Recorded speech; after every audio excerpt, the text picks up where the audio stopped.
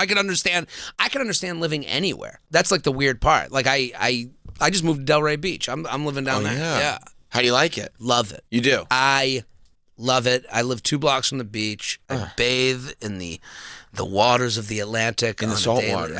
I get just in touch with God in there. And I have a coffee and I just sit and look at the sea. Yeah, they got coffee there. They have beaches. Wow. Delray Beach. How long have you been there? So I was like, I'm going to try it over the summer. I'm going to see if I can make this work where I live there, travel to shows, come here when I have to come here. Right. And then... So you're not necessarily in the city doing spots, or you are? I did last night. I did the night before. So like when I'm here, I do spots. But, you know? Okay. Yeah. But it's like, you know, I was like, I was doing this thing where like I would do spots every night. So there was no differentiate. Like I just wasn't even like, I needed the barrier. Sure. Like I'll just do that, you know, with my nights. Sure. And I wasn't taking nights off, and I would, you know, just. And it's almost like, are you even consciously working on anything, or are you just doing it? Right. And then I'm on stage being like, any questions? Right. And then, Right. I don't know. This all feels so repetitive. Yeah. I don't even know what I'm doing anymore. Right.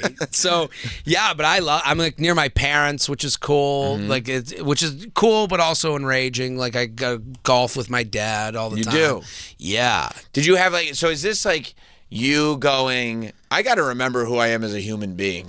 Because I feel like that happens sometimes with not only stand-ups, but people in entertainment, where you're so wrapped up in this thing of like, I have to build this audience, I have to do this, I have to do that you forget who you were before you came in. You forget how to be a person. Yeah, you forget how to, like, again, like it's, you know, 9 to 5. I envy that a little bit. You do. You know, to turn off your brain, you leave work, you turn it off, and you come back the next day refreshed and ready to go. I'm thinking about this all the time. Of course, because it could be 2 o'clock in the morning and somebody's like, you didn't do a clip? Oof. Right. Oof. Would have been so different if you were just on a clip. Just you're not really directing any questions to the right people. You had some good questions in there. You didn't do a clip of them? That one about asking the woman if she's dating the guy. You went to the beach, no clip? No clip. I mean, no wonder. You're in the ocean. This is totally your fault. Yeah, this is like you have those stresses, and then it's like, you know. Yeah. Now this has helped me, I think. But I like it. You know, like I like that. It feels like could be a real life. You know? Yes. And I think a lot of comics, again, wear that headset of like, I got to make sure I do it. Because I have comics coming to me going, is it working? You know, like, being a person? Yeah, right. Yeah. Like, wait, you moved where? Like, they're so interested. You can see like the zoned in, like, can it work? Except then you'll observe them, and they're doing your version of being a person, right? They're like, no, I want to separate myself, and it's like, but you're just like, you got to separate yourself into doing what you want to do, not what Jared Freed is doing. Well, right? yeah, like all of a sudden I see them in Delray, like, I did it too. Yeah, no, it's not supposed to. It's not a 1-to-1. They're golf with me and my dad. Yeah. Wait, he's my dad. Yeah, no, because you said you go with your dad, so I thought I'd go with your dad too. And I'm making clips and I'm asking questions. Yeah, I think it's all good. Do you have to go? Are you on a schedule? I have to be. What time is it? 10:35. I got 10 minutes. Then let's hang. All let's right, hang. let's Okay. hang. Yeah. I didn't want to keep you longer. No, okay. You're good. You're good. Good. Well, now I'm on a schedule. Yeah. You know, you come to New York, I'm like a businessman with my briefcase. Are you going to, like, do you have meetings I or have a another train? I got a podcast to tape. I got to go to a studio. Because you have to do them all. I got to get it all in one day. When I get a call from Sam Roberts, you pick up the phone, It's man. a big deal. Whether you're a billionaire or not. Right. Whether I'm in Montana looking at the mountains or I'm in New York City. I mean, you know? I do feel like the Delray Beach move is that first step in being like, well, if I were to get $1 billion, I'd move out to a cabin in Montana. Right. Let me see what is the version of that separation with the way the bank account looks right now. You get it. This is starter Montana. Yeah. This is my starter. Right. My starter Montana. Let me dip my foot in. You know what? Yeah. Feels good. It feels good. And I'm not going to like, you know, and again, like you look around the country and you look at like a guy like Nate Bargatze doing it from Nashville. And he, you know, I don't think he was as like, you know, I guess I'm following him, but I'm like, I'm not going to Nashville. Right. I'm like, let me see if I can do like a Jewish version who swears. Right. right. Nate. The dirty Jewish Nate. DJN. That's what I'm going to go by. I think that's a great idea. Yeah. So I was like, well, if he can do it, well, let me see if I can make it happen. So yeah, this is my first. I'm operating in billionaire. I love it. Billionaire. I think it's a great move. I think more people should do it. I mean, I live out in Westchester, so I go. I taped the special in Tarrytown. We love Tarrytown. I loved it. It's great. You go to Westchester, and listen, I think, millennials were so embarrassed of our childhood that was so normal. Right. We are so embarrassed to admit we had it pretty good, yes. that we liked it. No. You look at, the big punchline for a lot of women in New York is how much they love the Hillstone. Mm-hmm. Hillstone. Hillstone's my favorite. They think it's this interesting, personality point that, you like the Hillstone? Oh, my God. It's like, yeah, we all like a Cheesecake Factory with a different name. Right. We all like, it's great. But it's the Hillstone is a great restaurant, but you know why it's great? You know why you love it? You know why it hits you in the heartstrings? Because it reminds you a lot of that big old fun restaurant you went to in the mall near your hometown in your suburb. Right. And you just don't want to admit it. You're living your Sex and the City lifestyle where I don't like the suburbs. Yeah, you do. Yes, you do, dude. Yeah, you do. You feel a little Hillstone creeping up in your tummy. Right. So that's, when I'm okay with admitting I am very normal, very basic, very, I see Westchester, I get out of the car. Oh, it's great. Feels good. Yeah. Right? I think this is the millennial issue, is we're so afraid. I think that's right. I think especially, forget about it. If your parents stayed together and did a decent job raising you, you can't admit that. Can't admit it. No. Not a good comedy set. No. Unless it's a 1-hour story about going to the beach with them where they shame you about your body. Is that what you're... Yeah. That's your... Yeah, well, my dad and I go golfing. I'm like, I hadn't drank for a while. Yeah. He goes, oh, yeah, you're not drinking. We do the front nine. I'm playing as good as I've ever played. Yeah. I'm new to golf. I'm like pumped. Right. We go to the back nine, first hole. I'm like getting ready to, warming up. My dad goes, yeah, he stopped drinking for a little bit. Can't believe you didn't lose any weight. Why? And I go, what the fuck is going on? What are you psyching me out? What is this, a cash game? This is how you get me, screwed up? This sounds like basketball. Yeah, what's going on?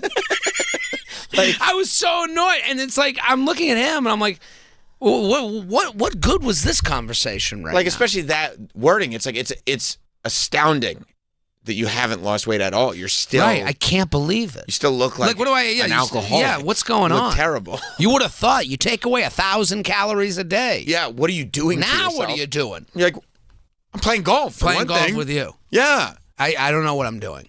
I wake up in the middle of the night and I have a huge Italian hoagie. That's what I do every night to make up for the. What are you? Yeah. I'm. You know what I'm doing? I'm trying. That's what I'm doing. I'm just trying to live life. I'm trying. I got this VR headset on. Yeah. Yeah. We're gonna get out of here for the day. We'll see you guys tomorrow. Have a good one, everybody.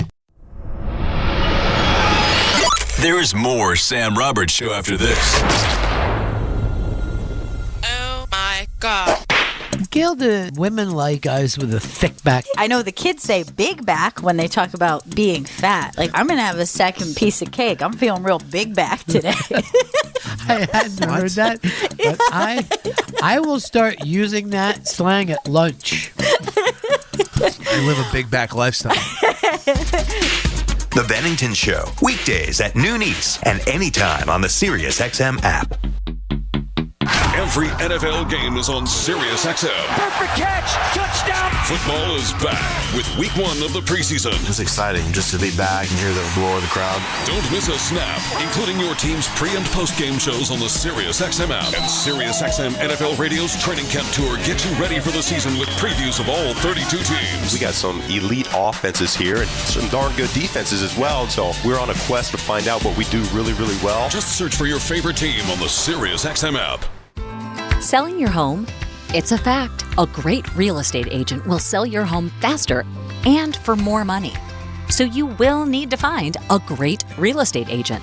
Find that great agent on Ready.com and get paid thousands of dollars extra.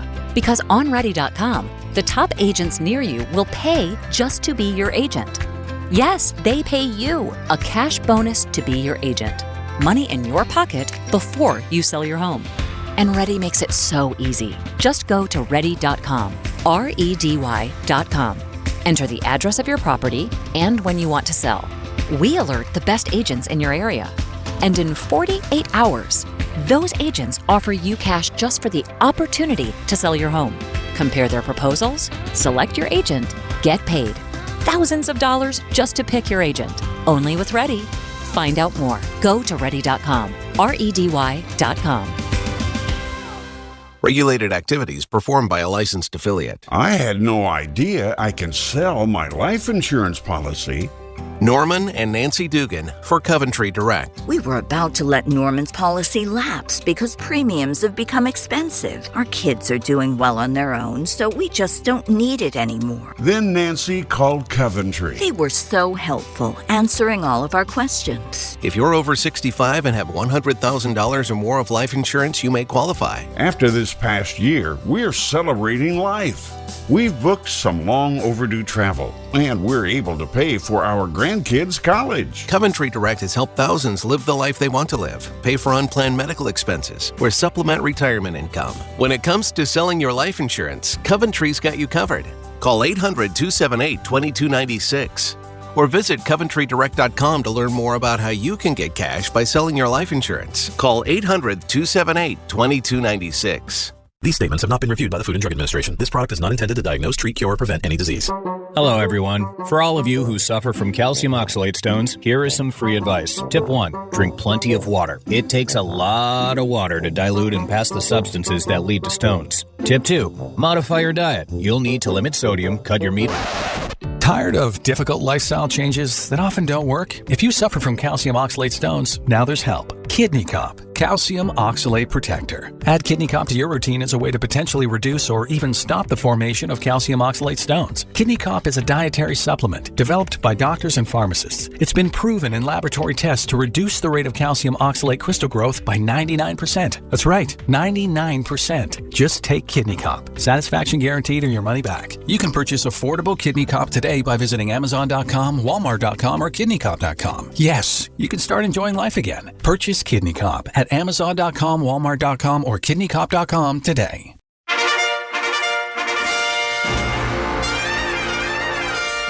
Great guesses in American history. Go in there, get the cold coffee, iced coffee, I guess it's called. This was Great Guesses in American history.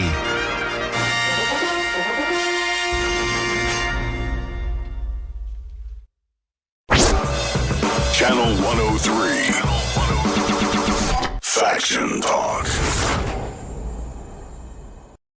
What's up, everybody? This your boy, Earthquake, and you know you can check me out on my show, Quake House, 4 p.m. Eastern, on Kevin Hart's Laugh Out Loud Radio, Channel 96. Nothing is off limits because we're comedians, so every topic is discussed with the attitude of making it funny. I like to call it The View with Comedians. 100% funny. It's about bringing comedians to the light of the world. Quake's House, Kevin Hart, Laugh Out Loud Radio, Channel 96, or anytime on the Sirius XM app. See website for details. BillsHappen.com is not a lender. It does not make credit decisions. Must be 18 years old. Not available in all states. Honey, everything is so expensive, and our bills are piling up. You're telling me credit cards are maxed out, rent is due, and the car payment's right around the corner? We need some extra cash. We should do what my friend from work did. She went to BillsHappen.com and got the money she needed the next day. Our credit is not great. Are you sure that would work for us? BillsHappen.com is one of the largest personal loan networks. They can help people with all credit types get up to $5,000. Sounds like it's going to be a hassle. My friend said it was super easy. She did it right from her phone during her lunch break. If you have a regular source of income, you can be approved for a loan for up to $5,000, and your cash can hit your bank account the next day. BillsHappen.com's lenders have millions of dollars to lend, regardless of your credit history. Guess what? I went to BillsHappen.com, and we're getting our money tomorrow. Wow, that's fast. Problem solved. If you need extra cash, go to BillsHappen.com. That's BillsHappen.com. BillsHappen.com. Hi, I'm Andrew McCollum, the CEO of streaming TV company Philo, and juicy reality TV is how I unwind. At Philo, we're all huge TV fans, so we spend all day making Philo the perfect place for people who love TV. No hassles, no contracts, and we never ask you to pay more for things you don't want. Just the good stuff. We have live TV from your favorite channels like MTV, Discovery, A&E, and more. We've got a huge library of more than 80,000 movies and shows you can watch anytime. We give you an unlimited DVR so you can skip all the ads. And we have 24/7 customer service that connects you to a real person in seconds. You might even get me on the line. The best part, at Philo, we think TV shouldn't break the bank. So all of this is just $28 a month when you sign up at philo.tv/Andrew. That's philo.tv/Andrew. Give us a try, risk-free. If you love TV, you'll love Philo. Paid non-attorney spokesman. An important message for victims of asbestos exposure, even if you smoked. If you or a loved one were diagnosed with mesothelioma or lung cancer from exposure to asbestos, call the Victims Justice Group now. You may be entitled to a portion of the $30 billion in court-ordered trust fund money that has been set aside for mesothelioma or lung cancer patients and their families. Asbestos can be found at job sites and factories, and many workers were unknowingly exposed to dangerous asbestos fibers from the 1950s through the 1980s. The attorneys and staff working with the Victims Justice Group have decades of experience and fully understand the complexities of filing a claim to get you the maximum payment for your pain and suffering. If you or someone you love was diagnosed with mesothelioma or lung cancer, even if you smoked, call now for a free consultation and get the help and financial compensation you deserve. Call our asbestos exposure helpline now at 1-800-732-3097. That's 1-800-732-3097. Greetings and citations, fine shits.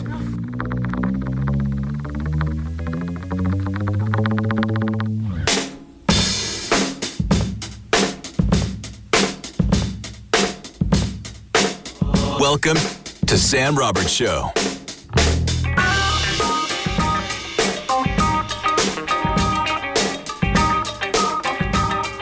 That's right.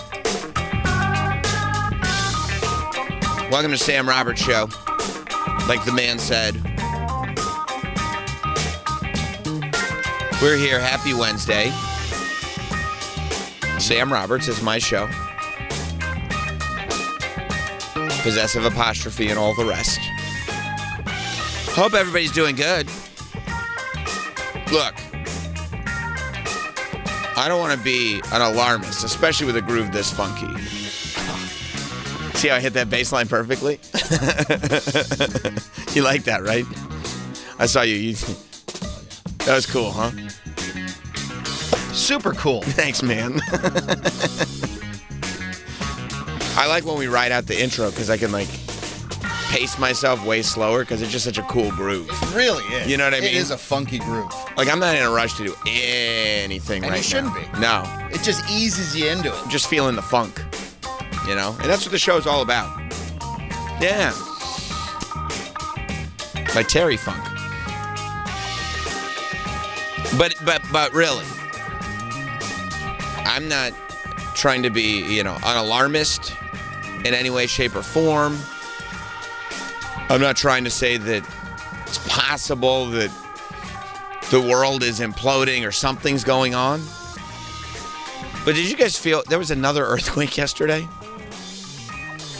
Another earthquake. I didn't feel it again. I always miss these earthquakes. I don't know anybody that has missed more earthquakes than me. Yeah. I forget. I was probably doing the wrestling show. I knew you were still here. Yeah. But it's the second earthquake. I did the last earthquake from a couple days ago. One. Yeah, but I missed the last earthquake because I was doing a wrestling show. Yeah. I talk about wrestling. All of a sudden, I'm missing all these earthquakes. Odds are you miss a lot of stuff just because I'm doing the wrestling show. Doing a wrestling show. Well, in all honesty, you're doing a lot of wrestling. Yeah. Right. And so the idea that, I'm going to miss some earthquakes. Yeah, it's going to happen. It's going to happen. No, you're right. You're right. And you're right. I missed, It's like, oh, did you watch The Price is Right? No, I missed it. I was doing a wrestling show. Did you feel that earthquake? No. Wrestling show. Did you find out about the air quality alert? I don't know anything about air quality. I'm inside all day doing wrestling shows. I don't know what to do. I don't know about air quality. Air quality seems fine. They're blaming it on Canada again. Enough with the Canada. Just in general?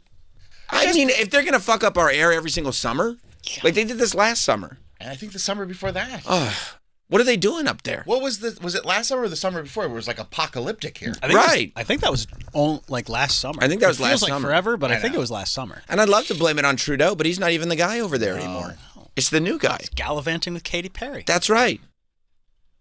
And Orlando Bloom's like, have fun with that. Yeah, okay, enjoy. I'm going to hang out with Sam at another town hall. That's what Orlando Bloom is saying. That's what he's saying. He's probably thinking about it anyway. He had a great time. Why you would say that? Yeah, he had a great time. He had a great time. But I say all this to say, when I was thinking about this yesterday, this is why I think, we're kind of done. Go ahead, I'm listening. Okay. When I was growing up, earthquakes, the idea of earthquakes in general, they were terrifying because you never had them here. And it was an impossibility. And I remember because, my parents lived in L.A. during the Manson murders. Unrelated. We're not on Spawn's Ranch. Okay. Totally unrelated. I could see your parents being on Spawn Ranch. I don't think they were. That is exactly when they were there, and they, why were you doing there? And they just say, not Manson stuff. I said, okay, I didn't ask what you weren't doing, but okay, I'll just take that as the answer. A little sus, but okay. It's sus. It just all lines up. And would you be surprised if Mr. Roberts, hung out with Tex? Not for a second. Tex Watson? Yeah. No. Or Tex changed his name. It's like his mustache looks like somebody named Tex Watson would have that mustache. I wouldn't be surprised. Or maybe he was like, it wasn't an old man living at Spawn Ranch like in the Tarantino movie. Oh. It was like, I don't know. I don't know anything about it. Because that is based on a true story. Yeah, it is. Yeah. There was, Charles Manson, No, I know. But based on true story. It was a Spawn Ranch. Yeah. Yeah. And Spawn. I would be surprised if your mom was out garbage picking for carrots. Maybe. Walking past Brad Pitt. OG Squeaky Fromm? Yep. Yeah, I don't know. They were there during the Manson murders. I can say that. They told me. Yeah, but I wasn't born. So whatever happened. I had nothing to do with it. But that's all to say, when I was growing up, I'd be like, what were these earthquakes like? Because they were living in Los Angeles. And in California, they'd experience earthquakes. But in New York, it was an impossibility. That just doesn't happen here. And I go what is it even like? And they would, sometimes stuff shakes on the shelf and all this. That's crazy. And then I was thinking about the fact that my children have already experienced 3 earthquakes in their lifetime. They felt them up in Westchester? Yeah, in Westchester. I was getting texts. That's how I knew there was another earthquake. I was getting texts that there was an earthquake. They've experienced 3 earthquakes. And by the way, I missed all of them. Because the first one that they experienced. You're going to have no memories with your kids. I was not earthquake memories. There are other memories, just not earthquake-related memories. You work a lot. Why were you gone for all the earthquakes, they'll say? That's what they're going to wonder. Right. That's going to be the new Cats in the Cradle. I don't remember Dad anywhere during the earthquakes. No, I have great memories of him elsewhere, but I'm just saying. It was a single-parent household specifically during earthquakes. And what was up with that anyway? But first earthquake, and I've had, I think, 4 in my adult life, but the first one, I don't think, maybe my kids were born. I don't remember if the kids were born, but there was one earthquake when I was a year and a half ago, because I was in Philly, and there was an earthquake back home. That was the WrestleMania time. So there was that one that they definitely felt. And then there was the one on Saturday, whatever, the one over the weekend that everybody felt. And then there was yesterday. Some people felt, some people didn't. But that's 3 earthquakes in the last year and a half. That's fine. It's not fine. We never had earthquakes here. They're just yeah, that's an earthquake. And then they'll just talk about it now. Don't even worry about it. It was just an earthquake. And I'm since when in New York are we saying, don't worry, that was just an earthquake? Shouldn't we be going why are we having earthquakes in New York? That's crazy. It's just plates moving around. We didn't have those. They would say, look, they're Okay, I didn't used to have knee pain. Now I do. Yeah, but that's what I'm saying. You get older. Falling apart, and you're going to die soon. I don't think so. I definitely think so. Troy, would you back me up on this? I'm sorry. I was looking up fault lines. No. That's a good thing to look up. Travis. What about death soon? I mean, he's falling apart sooner than later.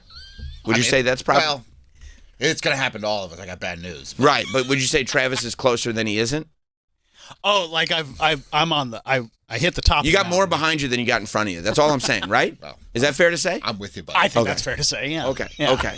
I'm not a spry young chicken. And so that's what I'm saying. If you're comparing what's going on with your joints. No, all I'm saying is. And I don't mean those types of joints, dude. Yeah, if you're comparing what's going on with your joints to what's going on with the Earth, we're in a lot of trouble. Earth gets older. And you're not in great shape. No, I'm not. He's not doing anything to help. No, he's and not. neither is the Earth. And well, we're not doing anything No. to the Earth to help. All that climate change. Well, by the way, New York City does have fault lines. Yeah. So it's not crazy that there's earthquakes happening. It's crazy. Of course, it's crazy that there was never earthquakes. Didn't some volcano just erupt in Russia that hadn't erupted in like 20,000 years there was or just something? there was just an earthquake there. It's over. Okay. What's over? Earth. Oh, relax. Explain this. I want to hear this. Go ahead. VHS is going to kill movies. Why? You sound like the same guy. You're comparing earthquakes to the advent of home video. I'm just saying. I think it's the same. I'm not somebody who's worried about new technologies. I'm worried that the Earth is moving in places where it was not moving before on a fairly regular basis. Strange things happen. Yeah, but that's not VHS. It's not a strange thing. It's not the same thing at all. You're panicking for nothing. There's 3 earthquakes in the last year and a half. There was never earthquakes before. Okay, so explain your thought process here. So where are we? We're at the end of humanity? Unless we can get to Mars. That's the goal. I'm saying that maybe we need to repopulate Mars. Maybe we start colonize. Oh, and what about the moon? We wouldn't repopulate Mars because it's never been populated. Well, we need to. Okay, I see. Okay, go ahead. Go ahead. Some people would say that at one time it was populated. I don't have the information in front of me, so I'm not in a position to say that. I'll check ChatGPT. Okay. Thank you. I'm not in a position to say that that's false. I'm not an astronomer. You know, I don't even work for astronomer. I thought we were going to the moon. Aren't they? Isn't Sean from the Real World building a nuclear reactor? He is. There? Well, I think that's just really to launch bombs off of. But yes. Real World Sean from Real World Boston is building a nuclear reactor on the moon, which also, by the way, doesn't help my paranoia about things wrapping up for the Earth. Because I feel like the only reason to have a nuclear reactor on the moon is, to start, having the types of bombs that will destroy the Earth. No, we're just getting ready. I mean, we're getting ready for what? The idea that, what if there's a war and we need to just blow up the whole Earth before our enemies blow up the whole Earth? At that point, are we really concerned with winning? In the last 100 years, more than 900 earthquakes have been recorded in New York. Bullshit. Unless most of them happened, on the front side of that 100 years. Most of them go unnoticed. 897 would have had to happen in the first 50. And then the last 3 happened in the last 18 months. Maybe. While many of these earthquakes are minor and go unnoticed, New York does experience a range of seismic activity. Yeah, that's right. When I'm making babies. What are you talking about? The most powerful earthquake, thank you for the nod. That would explain the 3. That's right. That's a good point. Did you make a baby last night? Maybe. Yesterday afternoon? There might be a new one coming. Could be. You never know. The most powerful earthquake previously recorded in New York was a 5.3 magnitude event in the Adirondack Mountains. Okay, I mean Adirondacks. I'm just saying, like, don't hit me with these numbers, facts. Feelings don't care about your facts, okay? That's my thing. My feelings don't care about your facts. And what I'm saying is very crystal clear. And anybody that grew up here knows this to be true. Earthquakes were a foreign thing. It was the great unknown when you were growing up in New York. Now, all of a sudden, it's just like we just get earthquakes, like we get blizzards or They're tiny. They're not tiny. You're not concerned about just all the flash floods we're getting? Isn't that more concerning? What? No, look, that goes right along with it. I think it could be all related. It's pouring in the subways like every week. I mean, by the way, don't say I'm not concerned about that, because what did I say 2 weeks ago? I was like, it's concerning to me that they go, this was the second most rain accumulated within 1 hour. The first most, and I'm like, what was it, 1899? They're like, no, 2 years ago. Okay, records are made to be broken. Not over and over again. Not like all the records, like the top 5. Every record is in the last 5 years. The most earthquakes, the most flash floods. We get tsunamis happening all over the place. Mother Nature's unpredictable. And people are eating cheeseburgers. So you forgot about that. Where is that? Can we loop this in? Well, I'm not 100. Okay, people really enjoy cheeseburgers. So where do cheeseburgers come from? Cows? Cows are farting. But if they're eating more cheeseburgers, aren't there less cows? Or they're just saying they're making more cows? Well, to make more cows for all the cheeseburgers. For the cheeseburgers. So they're getting their cows banging, making more cows. The cows are farting up a storm. Of course, because cows are going to fart. Causing earthquakes. The farts make the earthquakes? I think so. Because they do say, they're like, and when they say, they go, what's worse, they go, we're going to get electric cars. And then everybody goes, well, that's not going to do anything because all the cows are farting. I have heard that before. See? And I believe it. Me too. And these kids are still out here tipping them. They're running around tipping cows. I mean, what else are you going to do? Well, what happens, Troy, if somebody shoves you over and you're shocked by it? I'm going to fart. The first thing your body does. Really? Yeah. 100%. If you come push me over right now, Travis, I will start farting. And you didn't see it coming? If I just sneak up behind you, shove you in the back, you fall to the ground gut first. It'll be... Right, and that's why it's funny. Shove Troy over, he'll fart. Shh, shh. Let's surprise him. And then the ozone's like, I'm glad you're laughing. Yeah. Because you're screwing this whole thing up. Yeah. They don't even talk about it anymore. Remember when everyone used to talk about the ozone layer? When was the last time you heard about the ozone layer? That's a great point. They don't even bring it up. You know why? It's fucked. Oh. No, they ruined it already. Or maybe it came back. Oh, you think it regenerated? Maybe. It's entirely possible. Fix itself. But I'm pretty sure it's done. And that's so why this is all, we can blame all this on the smash burger epidemic? People love burgers. So your theory is cheeseburgers. Well, I feel like there's a resurgence in cheeseburgers. I had a cheeseburger last night. You think you think they're more popular? From my wife. She made it? Yeah. That's sick. Cool. It's delicious. That's pretty cool, right? That is cool. Have a lady in the house to make you cheeseburgers? Yeah, hey, whip me up a burger. But I didn't consider the implications. Right. Yeah, you're destroying the earth. I hope you're happy. Hope it was worth it. I was happy last night. I had a full tummy. Yeah. So you think there's an increase in cheeseburger activity? I think, food has trends. I would agree with this 100%. Okay, no, I'm really asking because I would have thought that cheeseburgers have been... You think it's the Chuck Schumer video? I think that really kind of set things in motion. They look so delicious. No. That cow was still alive. It was still mooing. Yeah. The fact that the cheeseburger itself was farting. Yeah. I think there's some sort of resurgence happening in cheeseburgers. Oh, absolutely. Really? Yeah, absolutely. Smash burger places are popping up everywhere. I feel like when I walk around the city, I cannot believe how many cheeseburger places there are. Like little cheeseburger spots. Instead of opening like a pizza spot like you used to do back in the day, now people are just getting a little spot, having one of those flat grills on it. And they're loving the smash burger. They're making smash burgers. How do you not? Yeah, how do you not? Wow. And you know what? And then I look at my colleagues' Instagram accounts, right? And I go to the Troy Kwan account, and what do I see on the stories? Mm-hmm. You're making smash burgers in Florida. Love it. Then I go over to the Nicole account, and she's at Mash Up Ryan's summer estate. And what is going on at the Mash Up Ryan summer estate? Smash burgers. Yeah. And maybe so maybe you're right. I'm not. You're not in that community. I'm not in the cheeseburger community. Yeah. A new spot opened down the road from me. I can't wait to check it out. Even in Staten Island. Even in Staten Island, we're cooking burgers. And that place is a dump. No, that has nothing to do with anything. Oh, sorry. It's called buttery or something. Or I don't know. So you think the increase in cheeseburgers is causing the increase in farts, thus more earthquakes and flash floods? I can't say it's not. Neither can I. I'm not an astronomer or whoever figures that stuff out. But yeah, and they will tell you that. No, New York's, there are fault lines under New York. They'll tell you that.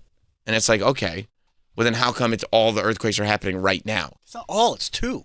3. And one you could barely feel. And there was a big one in Russia. Yeah. See? But 3 earthquakes in the last year and a half. And then there was that other earthquake several years ago. That's right, I slept through that one. Right.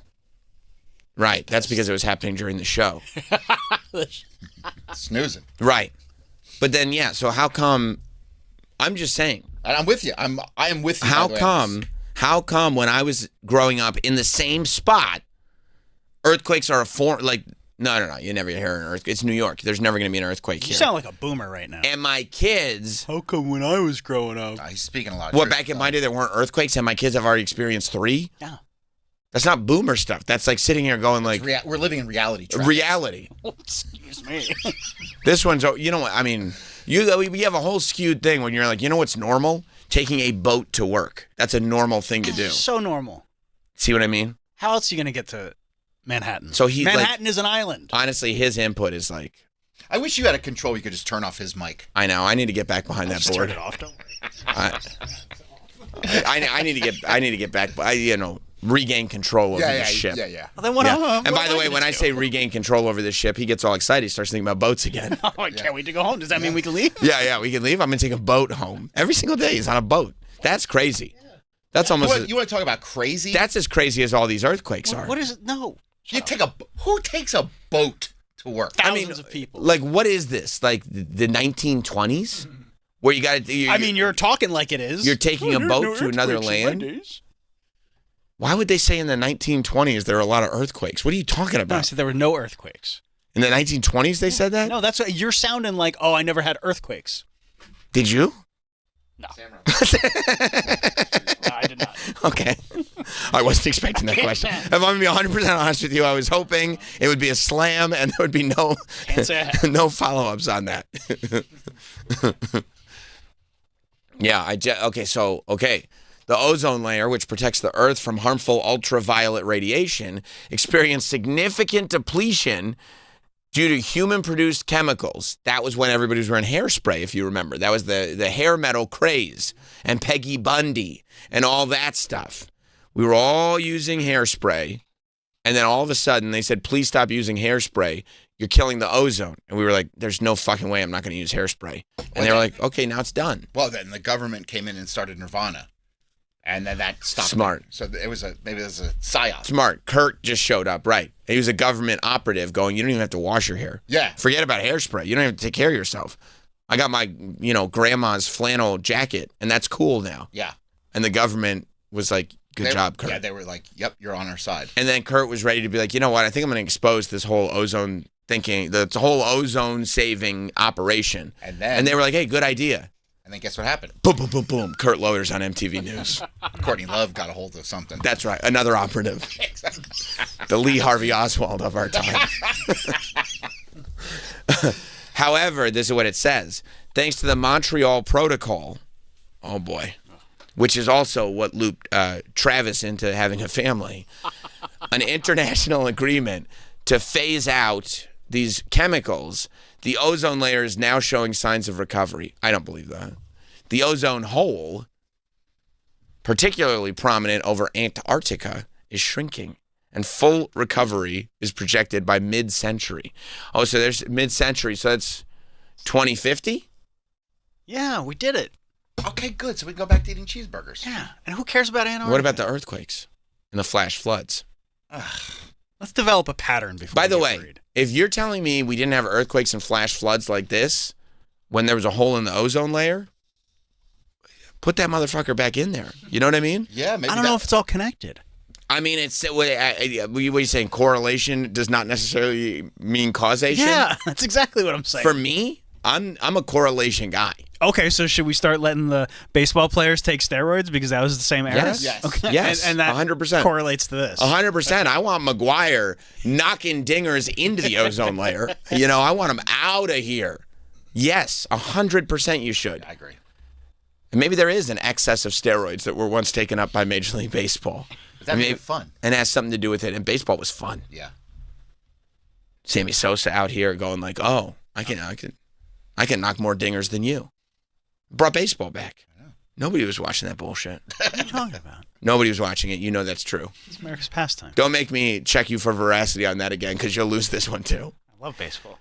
Were people watching it before steroids? Yeah. Post-strike, pre-steroids. No. But that was when Sammy Sosa was still black. Shout out to Sammy Sosa. I believe Dominican, whatever. Rob in New Jersey. What's up, Rob? Good morning. How are you guys? I'm good. How are you? Good. So you're telling me there's a burger element to these earthquakes? Maybe that's what it is. Maybe that's what it is. Okay, now we're getting there. Do you think that there is something to when the population was at its most vulnerable and looking at the government for guidance, and then the government introduces, like, do what we say and we'll give you a burger. They position burgers as the ultimate reward for behavior, right? We look at our elected officials and they said the ultimate award for the best societal behavior is a nice burger. And then this burger trend starts. Do you think it could be all related? I didn't think about that till right now. But that's an excellent point. Thank you. I thought so. Look. So can we talk about this? Yeah, So you're saying we're in the end times because of the earthquakes? Listen, I'm saying We didn't have earthquakes. Okay, so what? And now we have earthquakes. So what are you saying? And Annabelle's around here doing crazy shit to people. Yeah, people are dropping dead. Handling the doll? Yeah. Exactly. Let's protect Matt Rife at all costs. I know. He's a crazy guy. Yeah, he's dangerous. He's dancing with the devil. He is. I don't know what's going on, bro. If you had to take a guess. Because you seem alarmed. There's a lot of earthquakes. I know. So what's your thought process? There's literally a wrestler called The Earthquake. I wasn't feeling any earthquakes. You know? Yeah. My thought process is there's some crazy shit going on. I think it's going to get crazier. More earthquakes? And UFOs. They said they're coming in November. I know. You know about that? You heard about that? Yeah, but then Jeremy Corbell's like, it's going to be fake. Don't listen to it. Jeremy Corbell said that. Yeah, so I don't know who to believe, to be honest. Right. With you. I'm a little confused. When Jeremy Corbell said that, did he do it in an overly theatrical voiceover? Yeah, of course. In a self-produced documentary? Yeah. That he put himself in? You know what? You're bringing up a lot of good points. I read an article that said aliens are coming in November. That's what I heard. Anywhere between November and 2027. That's what I'm hearing. All right. Well, that's actually a wider gap. But they're saying November, the one that they're seeing off in the distance. They said aliens in November. Aliens in November. See, it says and it says hostile. It could be a hostile alien. Possible hostile alien object could arrive in November 2025 is what Men's Journal is saying. Now, if you read the article, about 3 paragraphs down, they said it could also just be a comet. Yes. But you would have to go 3 paragraphs down. And a lot of people don't do that. No. And honestly, I was kind of like, why even include that paragraph? I'd rather just look at the headline that said hostile aliens are arriving. It also said once you read the article and see the 3rd paragraph says comet, and then you realize the headline said alien object, you realize that it is very likely a comet that they've put hostile next to because there's an off chance that it could strike. Like we hear about these things all the time. It'll probably get torn apart, by the atmosphere before anything happens. That's not the first time this has happened. But if you take all those facts out of it, we could get very angry extraterrestrials in November. I have a prediction. Yes. Are we opening up the file? No, we'll start a new one. We're starting a new file? Yeah. You can't just ignore all your previous predictions. Yes, I did, because we've gone over this before. Well, that was what an if old they're show. right? That was an old show. Well, Show. you can't ignore them, but luckily for him, it's been enough time that most of the predictions have been proven false. Okay. When I say most, I mean all of the predictions have been proven false. But that doesn't matter. Okay. That's I got a new one. That's Starting yesterday. a new document? That's yesterday. We here on on Sam Roberts Show, we don't live in yesterday. We live in tomorrow. Yeah. And Sam Roberts Show is like the reset button. It's the reset button, and it's the future. That's right. I'd love to live I mean, especially now more than ever. Right. I'm reading other articles.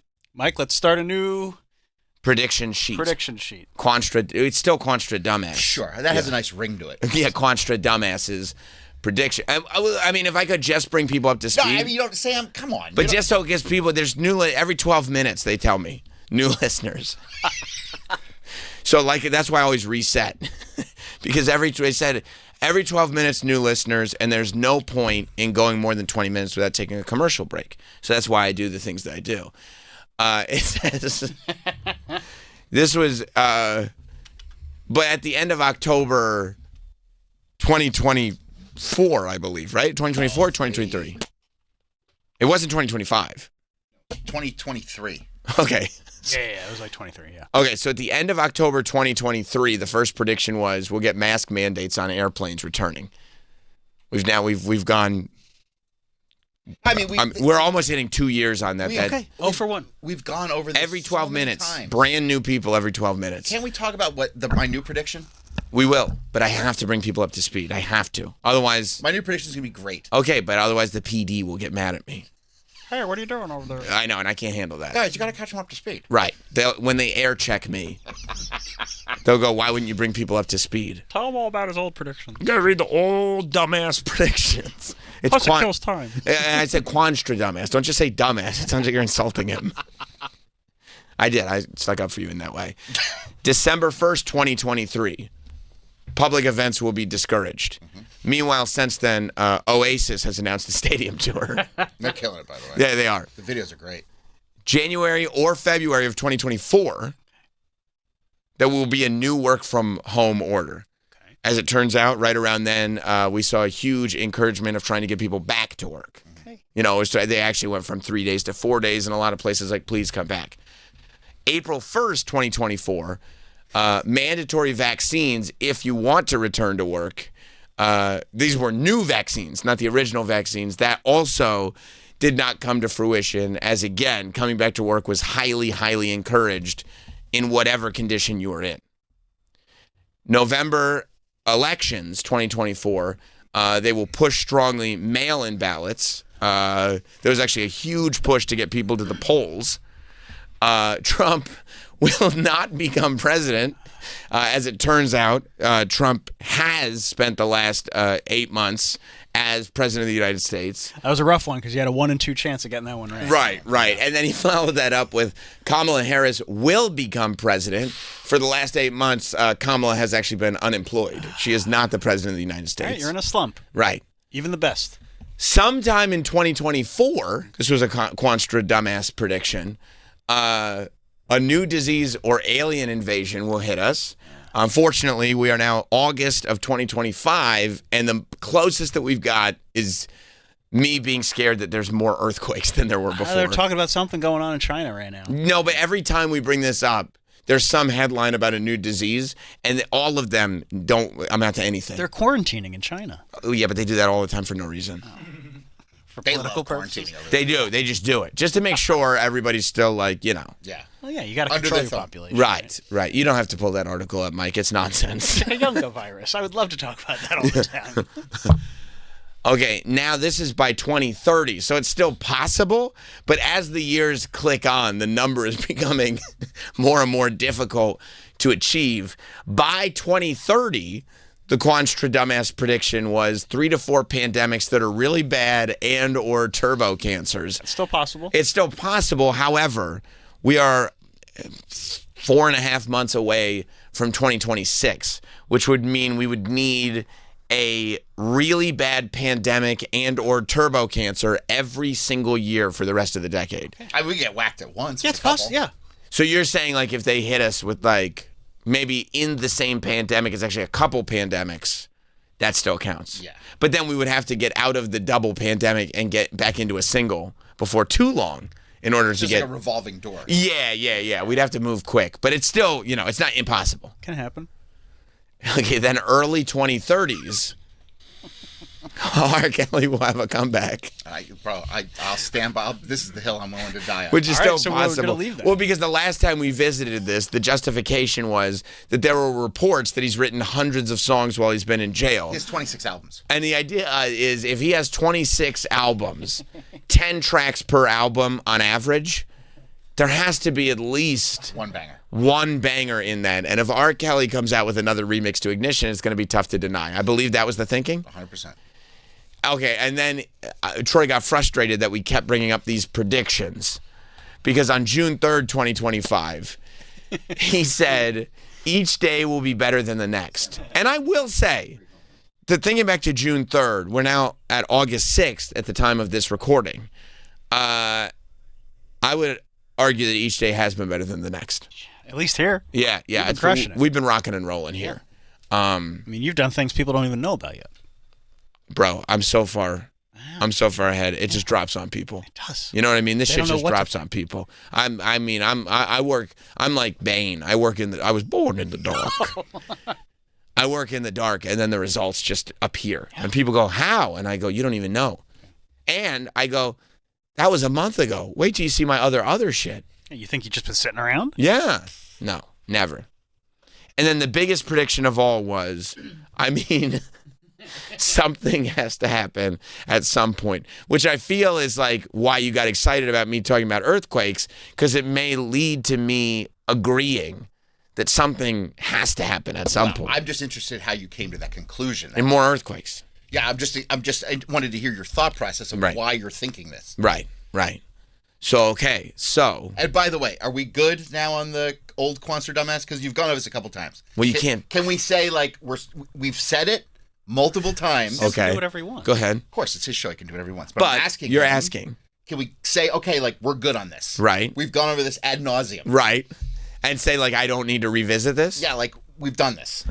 I will say that, however, let's not delete it, because if we are going over it and I feel like it's been 12 minutes and the audience needs to be refreshed, and the only thing is, this isn't to embarrass you, I don't want to get yelled at by the PD. And the PD will be like, we need to refresh. It's been 12 minutes. Why don't you delete the file? That's the only reason that I don't want I honestly, it's feeling repetitive to me too. I don't want to do it. It's getting old. It's getting old. Yes. People don't like it. We have unlimited space on Google Drive. But if might as well if we have the unlimited space, and I don't want people getting angry because they're new listeners and they haven't been refreshed. Well, he can play it in the best of. But that's the only reason to save it. So we will save it, but I will say, I can't guarantee, but in all likelihood, I'll never say any of this again. Okay. In all Can we likelihood. start fresh for Sam Roberts Show? Yes. Mike, I need you to now make a dashed line under, I mean, something has to happen at some point. Start a whole new file. Well, just in case we need to refresh. Waste paper. Yeah. Yeah, you don't want to waste. There's nothing's on paper. With the gigabytes. You don't want to waste the gigabytes. We're dealing with ozone as it is. Yeah, that's a good point. You know, all waste, the ones and zeros. And waste not, want not is kind of the philosophy of the show. Oh, but that dashed line means, and then Mike, can you write new Quanstra Dumbasses, new leaf, starting in 2025. I think, is that fair? For Sam Roberts Show. Yeah, because you're turning over a new leaf. Because it's a whole new thing. Right.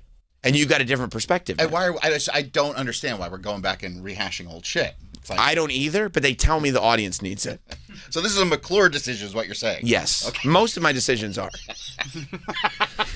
Okay. Yes. This is more of a it's not really it's more of a formatics thing. Okay. You know, they make me do every 6 months or so. I get into I get into a Zoom and they teach me how to do radio again. Okay. So this is part of it. Okay. Right. By the way, it's Sam Roberts here on Sam Roberts Show. Go ahead, Troy. See what I did there? What, you want to hear my new prediction? If you'd like to share. Yeah. So about the aliens in November?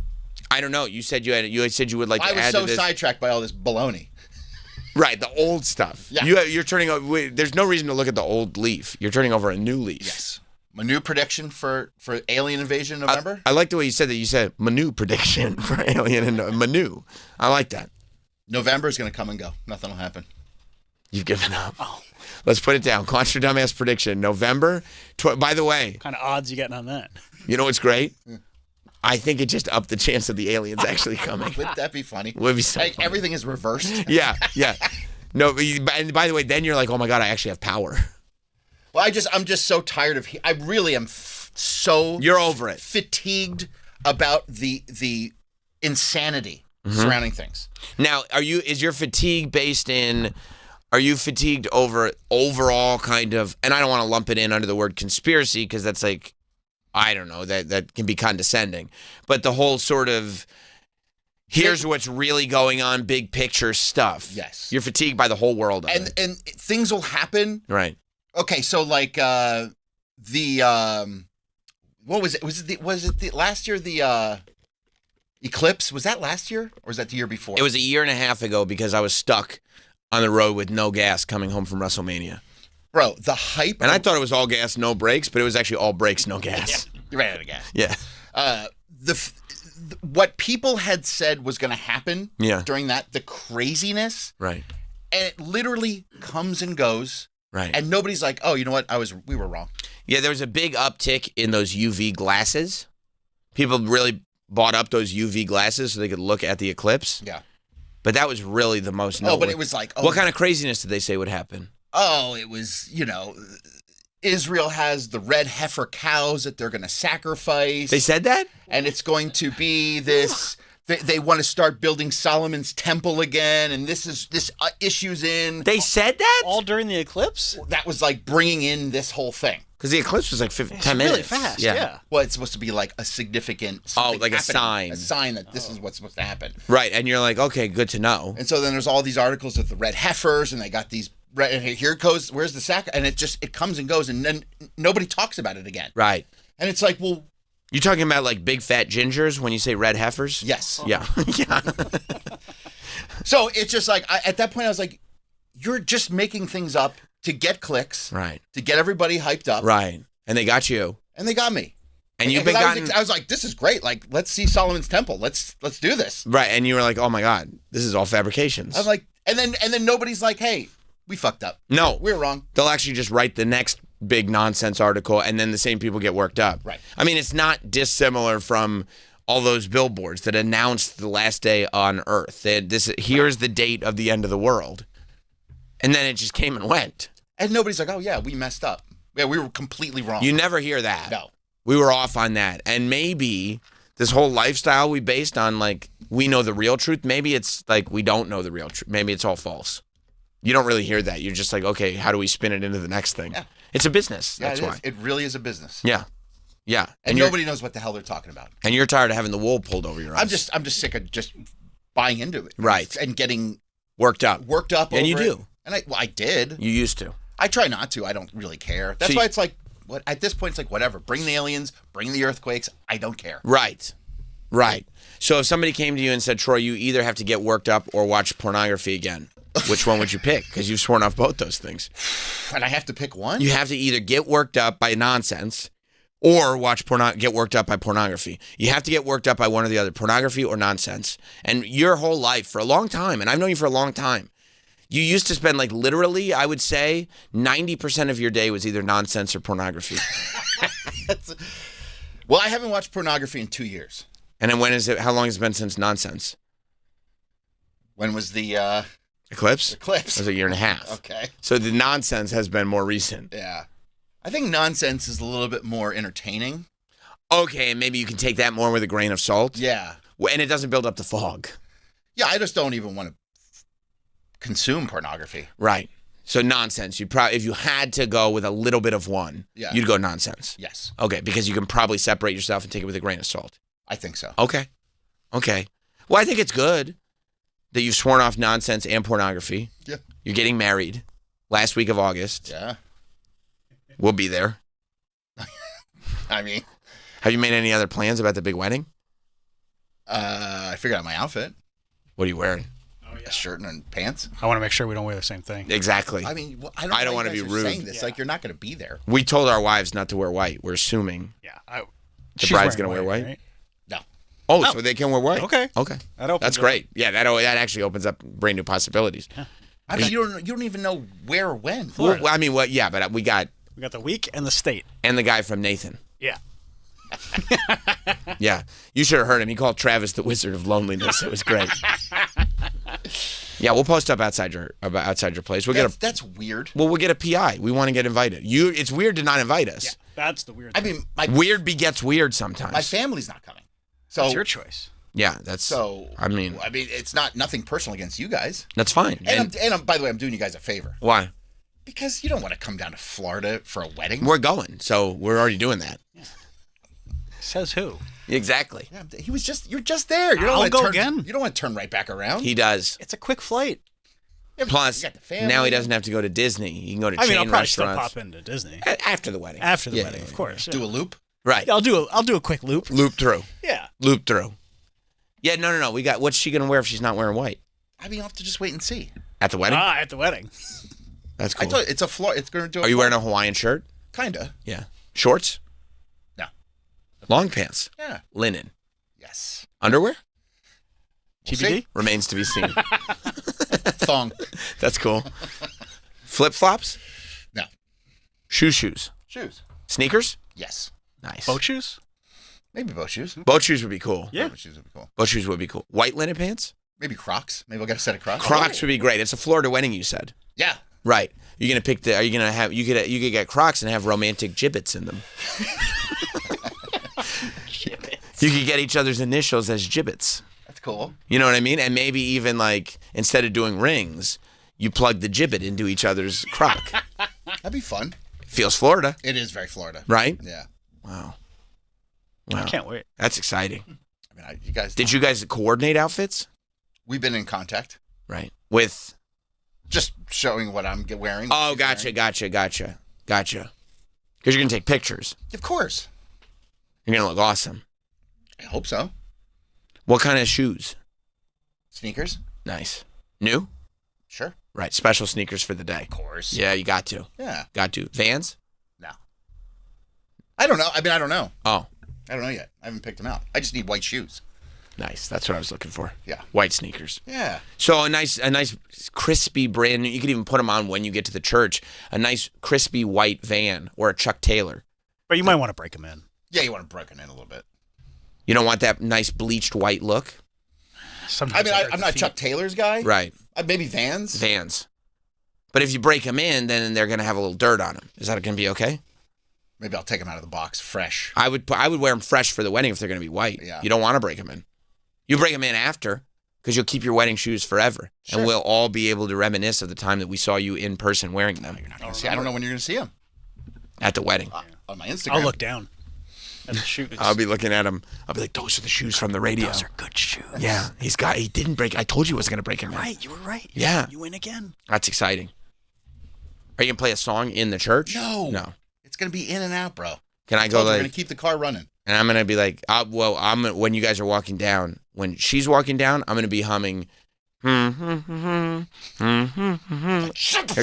then when you're walking down, I'm going to hum that Chris Brown song from 10 years ago from the viral videos. Remember when they were all, maybe it was 15 years ago at this point, when everybody was doing their dances walking down the aisle? Oh, was that a Chris Brown song? It's going to be me, you, and a dance floor. You remember that one? Sure. Yeah. And then maybe, you know what would be cool? Remember that one? Or you could start humming Crash Test Dummies. But how about this? What if we do an a cappella Crazy Town? Oh. Ooh, come, lady, come. Yeah, that would be You're really like great. Butterfly. Sugar, baby.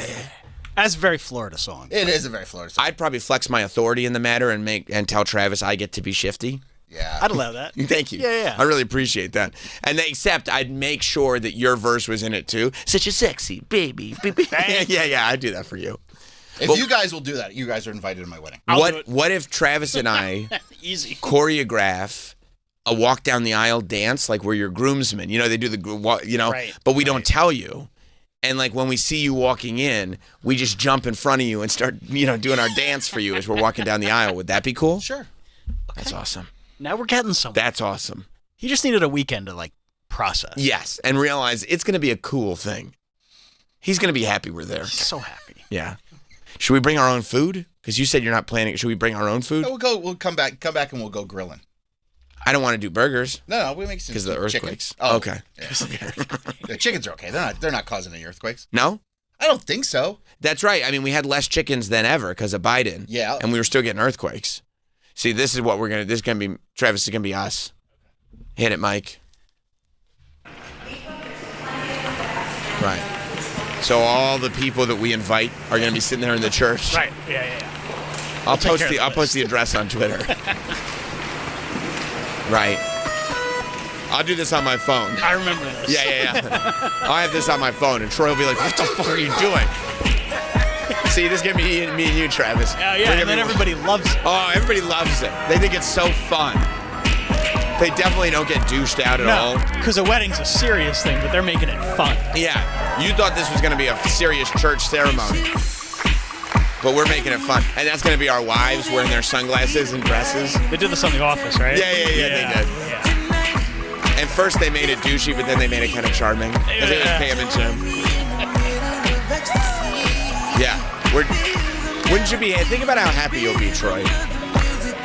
Oh yeah, that's gonna be Malcolm. You got a vest, right, Malcolm? Good. Oh yeah. Malcolm's just skipping down the aisle. Oh, just feeling himself. I love a wedding dance because this confidence comes out in people, but it's always not deserved. I mean, he was standing on his head. Yeah, that's pretty good. It's pretty good. Right. And then that's going to be Troy's parents that we invited secretly, and he's going to be like, I didn't invite them for a reason. What are you guys doing? Why do you ruin my life? Yeah. Oh, I hate this. It's so bad, dude. I mean, people that I mean, if I had turned my wedding into a silly spectacular, I would have regretted it for the rest of my life. Yeah. I'd be like, I can't. It's so in the moment. Yeah. You know? I can't believe we did this. It's such a cornball nonsense thing to do. It's not fun or cool. Isn't this why you have like a designated dance after the ceremony, right? Yeah, but you know what? Even then, it's like, why don't we actually like put on a display of the fact that we love each other and have emotions for each other for once in our life? Why don't we not try to mask our real emotions with humor, with viral humor? Save this for the reception when everybody comes in. Right. You know? They announce everybody. Even then, guess what? You know what we did at our wedding?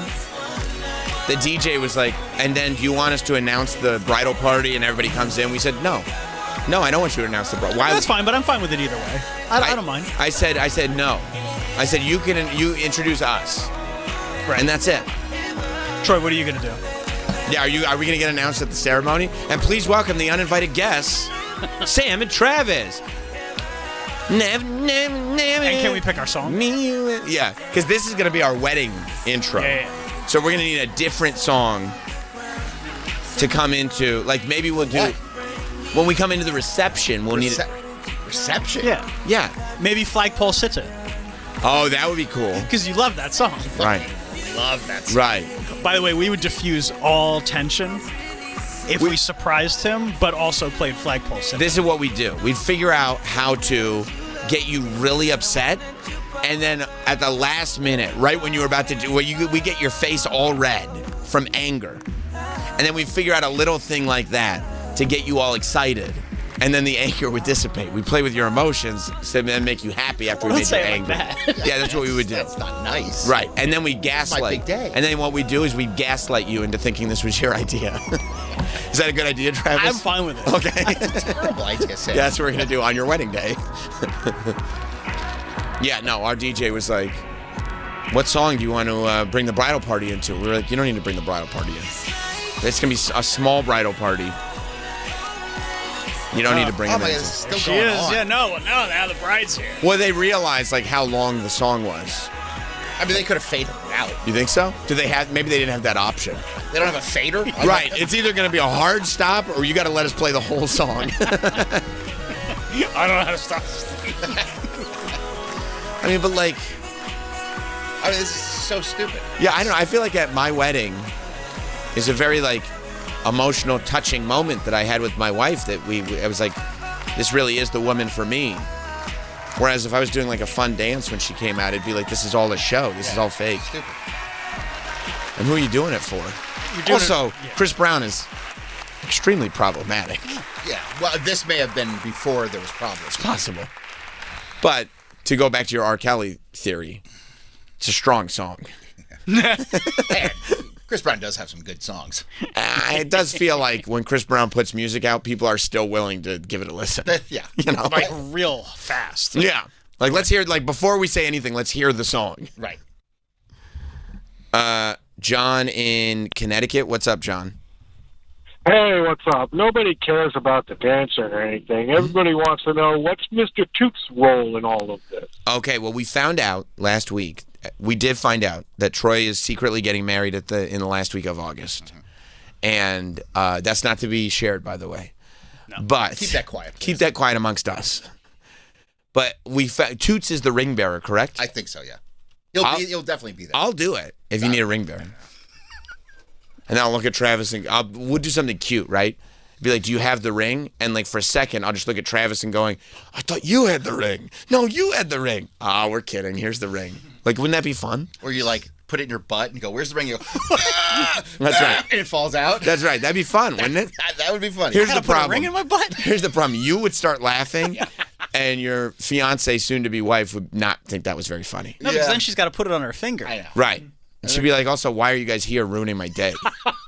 Like, this sucks. Yeah, there's fecal matter all over my... Like, why did you have to turn everything in? Why do you have to ruin everything for, like, because you think it's funny? Yeah. Like, this is real life. It's a party. We'd be like, relax. Relax, guy. Yeah, relax, guys. It's not about you, okay? Right. Yeah, it's about us having a great time. Plus, we'll expense it.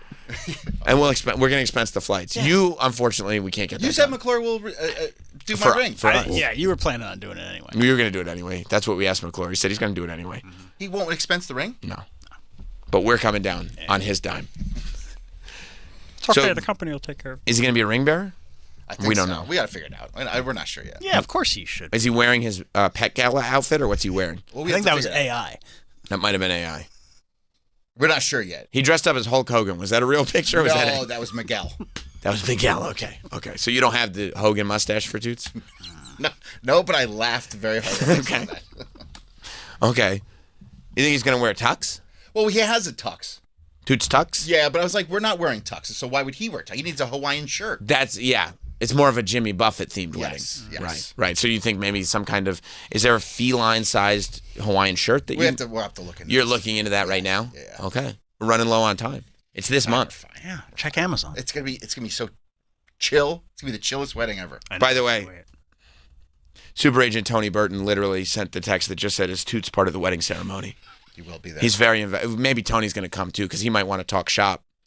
That's his favorite thing. He'll go to a wedding reception and still say, like, we'll party, but maybe a little business will get done too. See if he could sign Toots. Yeah. To his first pet deal. He's never represented a pet before. Toots is ready to talk whenever he is. That's great. That's good to know. That's good to know. And I'm sure Toots has a lot of cards on the table. Yeah. So, that's going to be an interesting negotiation for old TB. Toots and Tony, he'll start to kind of try to grease the wheels a little bit. Yeah. Oh man, that's I see exciting. good commercials all the time. Why isn't Toots in them? Somehow they hire these cats. Important for us to know and for us to notify Sirius. Are you going to change your last name? Good question. To Lamb? Yeah. Yeah. Are you, Troy Lamb? Troy yeah. Lamb? Are you changing? That's a cool name. I've joked about it. You should do it, dude. Also, it would be very progressive of you. It'd be It would be progressive, very progressive, but also like if you don't care, which I think you kind of don't. I don't care. Like I don't have any. Then you should. Wouldn't it be kind of a funny thing to do? Yes. Yes, it would. Like, and we go like, didn't you change your name to your wife's name? You'd be like, yeah. And I go, did your wife ask you to? You go, no, she didn't. I just decided to. I surprised her when the checkbook showed up. Right. Yeah. They said it was an option, so I just clicked yes. Yeah. Why not? I think that'd be a funny thing to do. You've considered it? I've joked with her about it. I said I might just take your name on just to be funny. You should. Bro, I would never stop laughing about it. Especially the fact that you did it to be funny. Yeah, like all my credit cards, my driver's license literally say Troy Lamb. Right. I think it'd be great. I think you should do it. I think it's the move. And it's just, it's like you said, it's progressive. It's the new age. Outlaws? Oh, you didn't know? Yeah. Got to take the lady's name. That would be cool. It's going to be such a party, dude. We're going to invite so many people. It's going to be like Project. You know what we should make it? What? A Project X wedding. Oh, yeah. Wouldn't that be cool? People haven't done. We'll invite that little Storm Troy's wedding? Yeah, we'll get that Australian kid with the glasses. Corey? Yeah, who won't take them off because they're cool. You're cute. Yeah. It's going to be great. I don't know what he's so Can I do a Facebook invite? Storm Troy's wedding? No. Okay. No, we're not doing that. They'll make a train wreck about it. It'll be awesome. Yeah, they will. We'll do a Netflix thing. I don't want anybody showing up. You don't want to be on Netflix. I'd prefer not to be. Okay. Yeah, no, I get where he's coming from because you want to be on Netflix, but I don't know if you want your wedding to be on Netflix under the Trainwreck brand. Oh, right. No. That's a tough brand. Maybe they'll do another series called like Things That Went Great. Right. Thanks to Sam and Travis. Sam and Travis made my life better. Right. That's a new whole series. I'm trying to shop that right now to HGN or whatever that network is.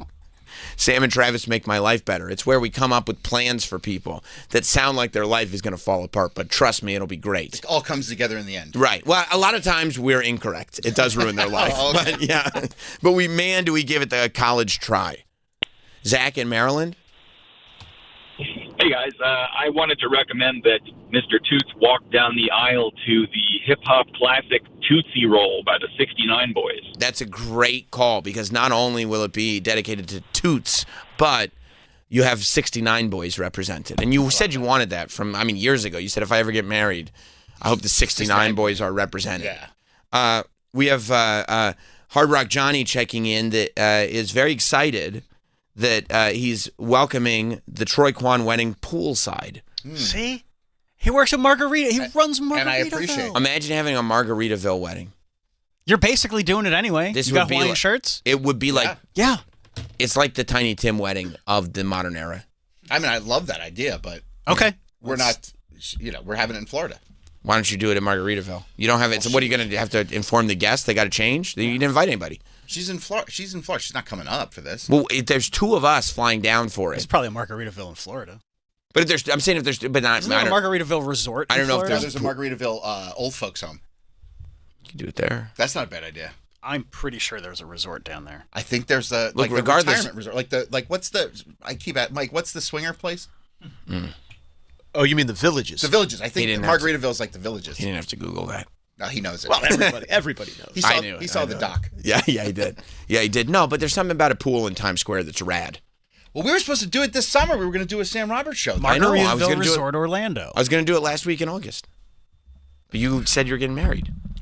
Yeah, we had it all planned out. So I'm saying let's. So let's bump it up a week. I can't. I can't. It's booked. Yeah. Hard Rock Johnny will pull through. Now you're No, on he tight can't. ship. He said he can't. He pulls through. You know why he said he can't pull through? Why? Because my social awkwardness kicked in. He thinks I don't like him. That's true. So he said he's not pulling through now. Margaritaville Orlando has a water park. That's fun. Imagine if you did your vows on the slide. You could do them on the tube. You know, it's one of those. Do them in the lazy river. What if I bet this? 4-person tube going down the slide. It's the pastor, it's you, it's your wife to be, and it's me just for the weight distribution. And we'll do it in the donut thing. And I won't say anything. GoPros on everybody's head. Of course. I'll probably wear a shirt. I hope that's okay. Why?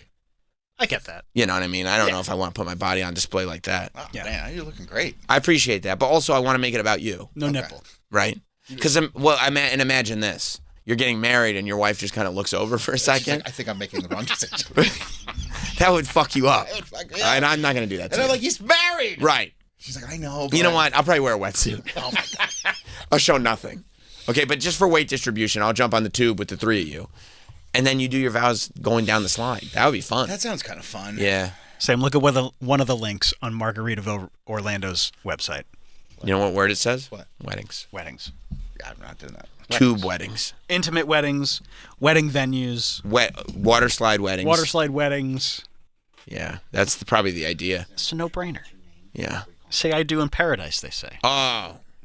And then have a cheeseburger in paradise. I mean, why not? I'm going to request a proposal. What happens if you get a flat tire on the way to the church? Call AAA. Yeah. That's not going to happen, though, because we're not going to wish for one. Well, I said it. I put it in the atmosphere I now. could picture you jokers doing some bullshit like that. I mean, why would I just say it and put it out there? You know what I mean? I messed up. And I text the pastor, like, hey, bro, we'll be there in an hour. And they're like, okay. Yeah. The guys brought it up. I don't know why they did that. I tell you, you know what would happen? If you got a flat tire on the way, you'd be fine. You know why? Because us with our private investigator would pull up behind you even though you didn't know we were there the whole time and go like, you catch a ride with us. We've been tracking you for days. And I'm like, oh, thank God I have friends like you. Yeah, thank God. I wish you hadn't done this, but thank God. I'm you know what? I thought I wish you didn't do it, but I'm glad you're here. Yeah. We needed the ride. You guys pull through again. Yeah. I can't wait, dude. I'm not getting married on a water slide. Why not? You don't think that sounds fun? No. Okay, so we won't do it. I cry at weddings. I hope that's okay. Can you sit in the car? No, I'm gonna be in a pew. Okay. I'm gonna be in a church pew. All right. And I'm a loud crier. Ah, really? Yeah. You don't snort when you cry, do you? A little. And I can't help that. Okay. So, I hope you don't mind. You'll hear that. I prefer not, but You want me to bring some cameras, video the thing? No. Why? No. Why? He does a great job. I do a great job. Bro, You know what? I'll bring hot dog. I thought that was a given. Yeah, because that way we can get clips. I love hot dog, but Yeah, but have you seen his clips? I posted a clip yesterday of like us talking about the Annabelle dolls. that's great. Imagine that for your wedding. I don't need a clip for my wedding. He's so good at it. I don't need a clip. Tight Especially- shots of you and Clarice. No, bro. Super, like my head, it takes up the whole screen. Can I tell you something? Yeah. We went to a show at the Gramercy on Thursday. Uh-huh. It was called Summer Bash. It was like a wrestling hip hop mixed concert. Action Bronson was there, right? Action Bronson was there. He brought his telescopic lens. I saw it. We had all the big access. white one, right? Yes. Like you would shoot like a hawk from a mile away. We're just backstage. Why does he need that? I tell you what, like I said hello to so many people, you would have been so impressed. there's no pictures of any of it because it was a telescope. I mean, you're no farther than 100 feet anywhere in that place. He would have had to stay in Harlem to take any good pictures. It's the most ridiculous. Where did he think he was going? He knew he was going to the Gramercy. Insane. And also, he was annoyed at me because he was waiting for me for so long. Oh, he was annoyed. The doors opened at 7. Yeah. I got there at 8. Okay. He got to the area at 4:30 p.m. 4:30? And he sat in the park. For what? I don't know. Act like you've been there before. At 4:30, he texted me going, I'm gonna head down there. And I go, okay, but like I'm not leaving anytime soon from my house. Yeah, like what are you doing down there? Yeah. And then when I finally told him I'll be there in like an hour or so, he sent me like a sleeping emoji. But like I'm like, dude, that's your fault, man. But then to his credit, he was like, sent me a sleeping emoji. I'm like, bro, like you're the one who showed up at 4:30 when doors are at 7. And he said, I thought doors were at 6. And I didn't even respond. And then he texted me back going, you right. Yeah, of course you're right. I'm not getting there at doors. No, that's of course not. We're hanging. And why would you get there at 4:30? No, I don't know. Maybe Homeless Pimp should do it instead. Maybe. Troy's wedding. Yeah. Homeless Pimp is a cool dude. Oh, he'd be awesome. Wow, I just got a photo of Toots on the beach in a Hawaiian shirt. Is that real? That's amazing. Yeah, it was texted to me. Who did that? Clarice just sent that to you? No, this actually, you know what? Upon further inspection, this is AI. Yeah? Yeah, my agent is listening and made another AI picture of Toots. He's so good at those. He's so good. You think he's just in his office ignoring phone calls? I mean, he might be on the train. I don't know. Just giggling at the radio. The phone's ringing off the hook. Right. And he's like, I'm not dealing with that Don't bullshit. care. Don't care. I mean, look, it does make me feel good. It makes me feel like the #1 client, which I love that. And luckily your contracts are all negotiated. And the contracts are done. I'm not waiting on him for anything. So I'm like, for you, and also it makes me feel good that like you worked hard on these deals. Sure. For you to now to get to enjoy. Put your feet up. You know, relax, guy. Yeah. You know, you've earned it. Like you helped make this happen, so you can enjoy it. And I just didn't. And it makes me feel like, you know how sometimes like agent type people will be like, oh, you're doing great, and it's like you're full of shit. Yeah. When I'm getting AI pictures of Toots, I'm like, oh, you're down. Like you're it. I like the idea of like the office blowing up. Like his clients are like trying to get a hold of him. Like, why are you not answering my calls? That's right. And prospective clients are being like, you know, oh no, I've got this opportunity. Can we please get a meeting? And he's not even worried about it. He's on AI making pictures of Toots. Right. That's funny. Why aren't I getting more opportunity? He's like, because he knows, like a lot of these people calling him, it's like, bro, I'm not a magician. You know? Let me make this AI of Toots. Yeah, this is gonna be cute. The guys are gonna think this is funny. This is a great question. Chris the teacher. What's up, Chris? Morning, everybody. How we doing? Great. I just want to know, you know, as a loyal, long-time listener of the show, if I could be deputized for this wedding and set up a loyal listener section. Yes. Yeah. For sure. That sounds like a good idea. We'll definitely do that. I think Miguel from Los Angeles. Libby? I think, Libby for sure. Is there an open bar? Yeah. Yeah. How big are the seats if Libby's coming? That's a good question. That's a good question, Chris. How many burgers you plan on grilling? We'll probably have to sit Libby up front because the pew, that way there's no pew in front of her. I hope that's okay. Doesn't she have one of those motorized scooters? Oh, that's right.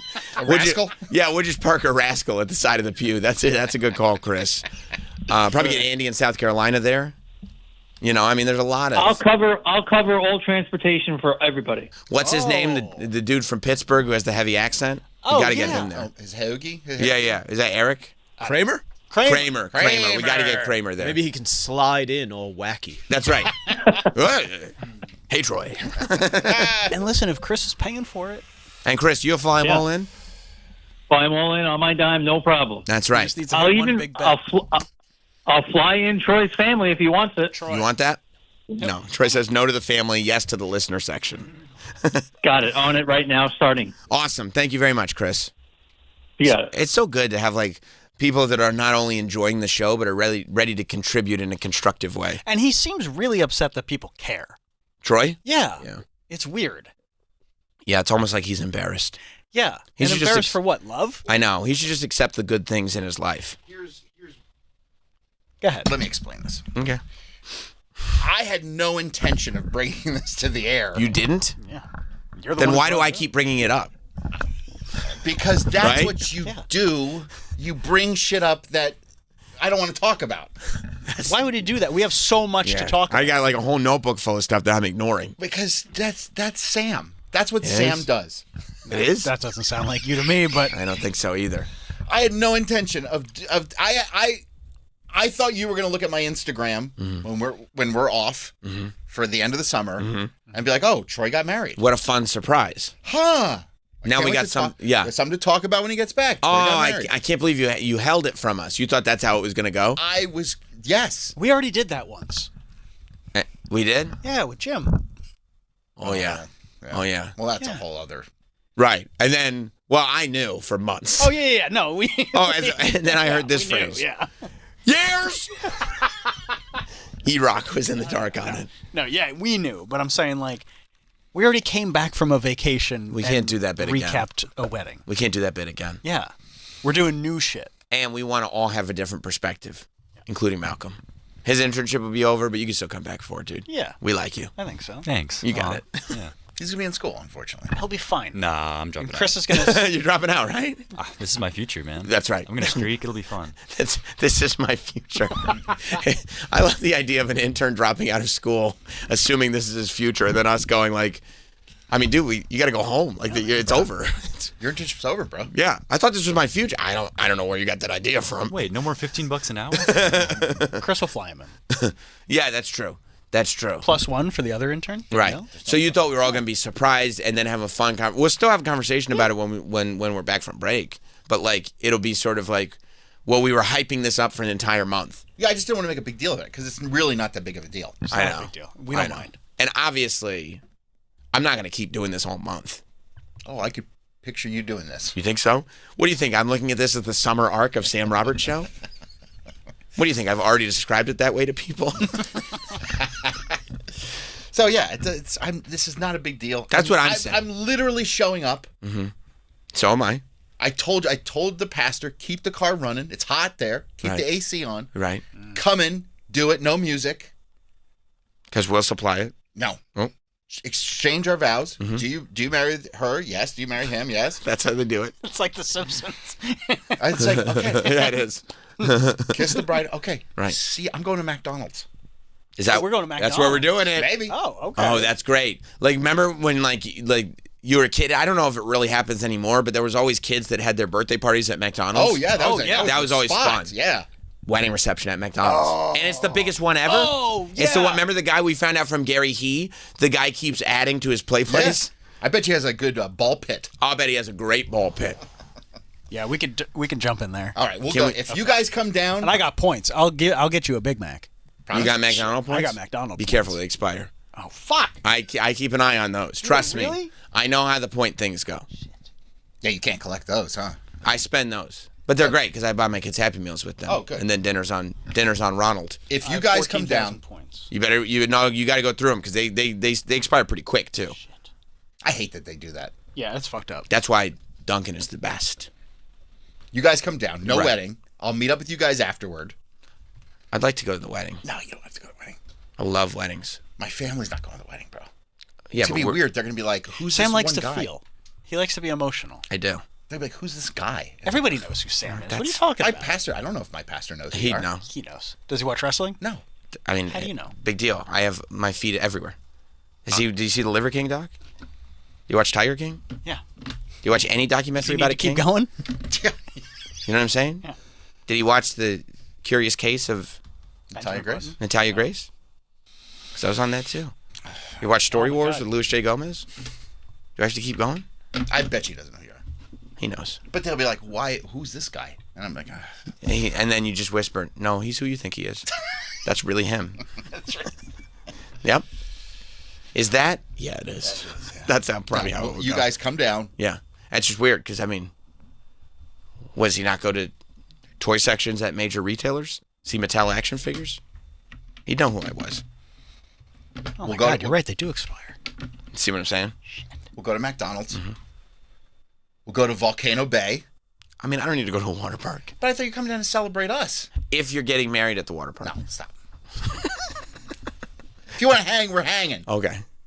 But I want to go to the wedding. I want to go to the water park. It's a deal.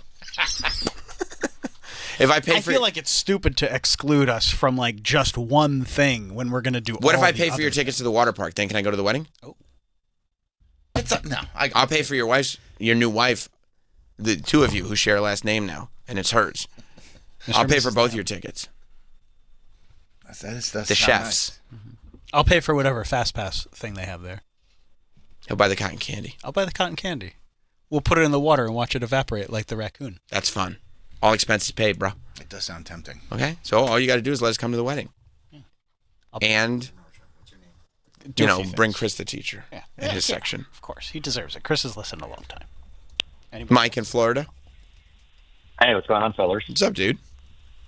Do I get a special spot in the listener section? Because I'm already in Florida. I mean, I'm practically neighbors with Troy as it is. Yes, I would say yes. Yeah. I don't think, Troy's screening some other calls right now, but I'll answer for him and say, yes, absolutely. You'll be there and we'll have a reserved spot for you in the listener section. Well, this is very, I'm going to try to press my luck here with a further request and say, could I possibly walk his bride down the aisle? That's tough. I don't think that's a little much. I don't think that's, can I bring something up? Yeah. Her family's not going to be there. It might, but you know what? I'll probably walk them both down the aisle. Oh, okay. I'll probably, that's Mike, just to keep it classy, because I don't want to turn this into a bit. Just to keep it classy. Right. Troy, Mike asked if he could walk your bride down the aisle. I said no, and I said no. No. Thank you. Because I said probably what we'll do is I'll walk you down the aisle, double back, walk her down the aisle. Double back. I know you would walk him down. I got to be honest with you. No, it's one of the defending Troy's craziness for a long time with all of his conspiracy theories, and I can't walk his wife down the aisle. Like, what kind of bullshit is that? No, Mike, I know. Mike, that's an excellent point. You have been defending, and I appreciate that. Yeah, but I got you, fam. Appreciate that, Mike. I like that you're gonna walk Troy down. Yeah. Then you're gonna look at the pastor. You'll be like, "Be right back." Be right back. Double back. And I'll go like around the pew, so I'm not gonna go the other way down the aisle. That'd be rude. That'd be stupid. Yeah. But I'll double back because you want to see like the emotion on your face when you see her for the first time. Right. Well, I rode in the car there with her. So. Yeah. No, that's true. But and we'd all be in the same. And I rode in the car with both of you as well. But because of the flat tire. But you still want that entrance. So I'll walk you down the aisle. We don't have to go arm in arm, like we're just kind of bros, And then I'll double back walk her. So that way she's also got somebody. Okay. And I think she'd like that. Okay. I get along very well with her, so yeah, you do. And by the way, if there was one fan that I would allow to the wedding, it would be Mike. Well, there's a fan section, so you don't have to just do one fan. Well, I would have. We're doing Chris. No, well. We're doing Miguel. Miguel's not gonna like to hear that. We're doing Mike. I love Miguel. Miguel's great. We're doing Kramer.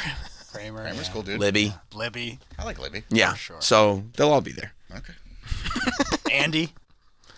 Oh, Andy in South Carolina will be there for sure. For sure. Yeah. You got the space. Exactly. It's a whole church. Yeah. It's open because you said no guests, so we'll fill it out. Scott in Worcester. What's up, Scott? Hey, yeah, I got an idea for Troy on how we can get you two dicks to leave him alone. You guys have to address the envelopes and lick each one of them for the wedding. Well, Scott, I hate to tell you this, but it's 2025. We're going to do Evites. No, but I got these special envelopes. They're in the back of the binder. But I think you and Travis could really... I'll tell you what, Scott. Here's what I think you should do. Lick the envelope on your phone bill. So you can call in without breaking up. You know what I'm saying? Ryan in Queens. What's up, Ryan? Hey, guys. I'm just going on RSVP. I hope it's not too late. No, you're fine. You're good to go. Okay, cool. All right, thanks. Congrats. You got it, man. You got it. Matt in Queensbury. What's up, Matt? Hey, yeah, this is Matt from Queensbury. I'll be down at the wedding in Chris the Teacher's section. I can play classical guitar for the ceremony. We would love that. All right, Matt's been fan. Well, we'll get that set up. And can you do that? Like that song, like do do do do do do do do do do do? You know, a little of that. Well, I was thinking more like Paco Bell's Canon, but I can mix it up a little bit. That'd be great. Perfect. All right, Thank see you man. there. Appreciate that. Scott in Virginia. What's up, Scott? What happens if Mr. Toots shits down the aisle? Okay, have you factored that in, Troy? That's a great question. If Mr. Toots shits in the aisleway, what do you do? I mean, you just pick it up and go about your day. You would pick it up before the ceremony, like if he right away, or would you wait until the ceremony was over, then pick it up on the way out? It might be funny to pick it up mid-ceremony. Oop, let me get that. Hold on, hang on, Pastor. I gotta pick up Tootsie's shit. Father, let me take care of that. Sorry, shit in your church. He's got some sort of weird gut issues. Hey, bro, I'm not trying to shit in your church, but let me. Brad in Atlanta, what's up, Brad? Hey, buddies, I just checked in. Can you give me a recap of the last 12 minutes of the show? I really appreciate it. For sure. See, Brad was probably listening a while ago and then checked out 12 minutes ago, and now he's back. Yeah. Troy's getting married, and we're all going. That's he thought it was going to be a surprise, but we're all headed out there. We're all pretty excited about it. Andy in South Carolina. Andy, what's up, man? One of the guests of honor. Hey, how's it going, Sam? Great. So I was busy on Delta booking my flights, and I think I may have misspoke when Troy was screening my call. Oh, man, that's not again. That's embarrassing for you. Troy, bad news. Andy misspoke when you were call screening him. What else is new, Andy? What else is new? Sorry, Troy. So I think Margaritaville is the perfect place to have this wedding for a number of reasons. Go ahead. First off, they can apparently get this thing put together on at least a week's notice. Great. They can support 200 to 350 guests, so Libby will absolutely fit. That's right. I mean, we'd be down to 100, but still, that's fine. Yeah, no, we'll make it work. Yeah. Bar packages are $35 a person, so Travis, you're set. Boom. Yeah. Can I buy multiple? I think so. Yeah. Also, on-site water park and a cotton candy vending machine. Andy, I love that you're doing the research on this, and I think that's a good idea. Could you do me a favor and hit up the Morning Mashup text line to see if any of them would like to join us? I can double check. We will need to make an amendment to the liquor package if the big uns are coming. Though, one sec here, Sam. Let me get this fired up. Cocaine package? All right, you know what? I'll get it sorted, and I'll reach out to Travis and let him know how we hear back. I wouldn't want to double up and call back. That's perfect. Thank you very much, Andy. I appreciate that.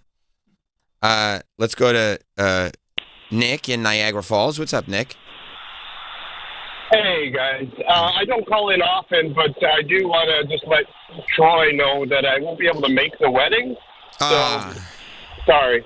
That's too bad. Thank you, Nick. I appreciate the I mean, you got to RSVP either way because we're paying for these seats, but unfortunately, Troy... Respectfully decline. Yeah, Nick is RSVPing that he's not going to be able to make it. That's a bummer. Ray in Georgia? Hey, I normally wouldn't do this, but I live very close to Florida, so I'm willing to put on a dress one time and be the flower boy. How about that? That's awesome. We need a flower boy. We haven't named the flower boy yet. Ray, you're in. You've got it. TJ in St. Louis. What's up, TJ?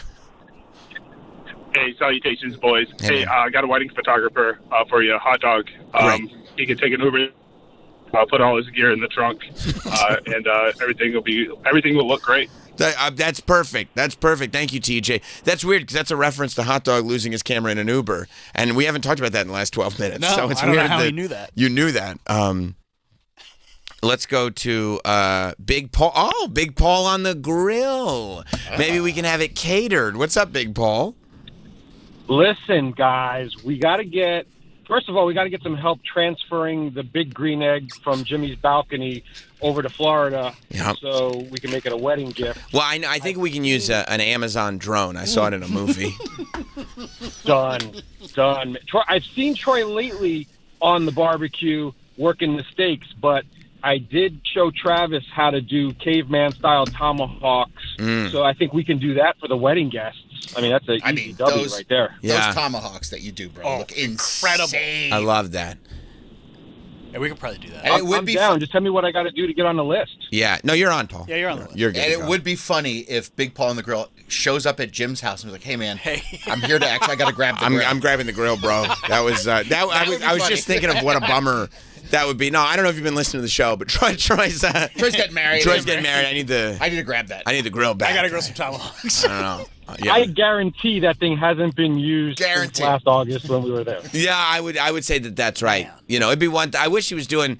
You know what? He should start grilling when he does the advice podcast. That would be cool. That's a great idea. You know what I mean? Especially during the summer, do the advice podcast on the balcony, grill some tomahawks on there while CQ and Jim are out there taking calls. That would be amazing. Look at how good that looks. Paul, hey, Paul. Quick question, yes, buddy. How do you know that the center is up to temp? This feels personal. Yeah, this is like you. Well, because you're watching your tomahawk, and you cook that tomahawk to perfection. How do you know that the center is cooked? Probably could just do this in a DM. So you're going to cook it indirect. So there's a ceramic plate that goes over the charcoal. So you cook it indirect until you get it to just about rare, barely medium rare. Where you check the internal temperature, you want to see it at about 120. And then the charcoal gets super hot. Then you're searing it. So you're okay. So all right. Use a meat thermometer. Yeah. So you're checking the internal temperature before it goes into you're putting it in the flame. Before you put it on the coals, because the coals are going to bring it up anywhere from 5 to 10 degrees internal, so it'll take it to a perfect medium rare if you start it at rare and then sear it on the outside. Is that good to know? Yeah, no, I mean that tomahawk is done to perfection. That's great. So Paul is a master at what he does. And use that big meat thermometer you got. Hey, we can talk about it more. Oh yeah, in Florida in a couple weeks. Yeah, a couple weeks. Thank you, Big Paul. Appreciate it. I'll book my tickets. Thanks, guys. Book them. It's guaranteed. Stacy in Atlanta. What's up, Stacy? Hey guys, you sound like $1,000,000 today. Oh, thank you. You know, one thing, and this is not what I called about, but the next time you review the Quanstradamus predictions, how'd you hear that? You might want to think about.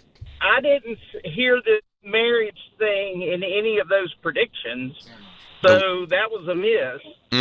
But you know, I guess I'm feeling emotional because of all this marriage talk. Yeah.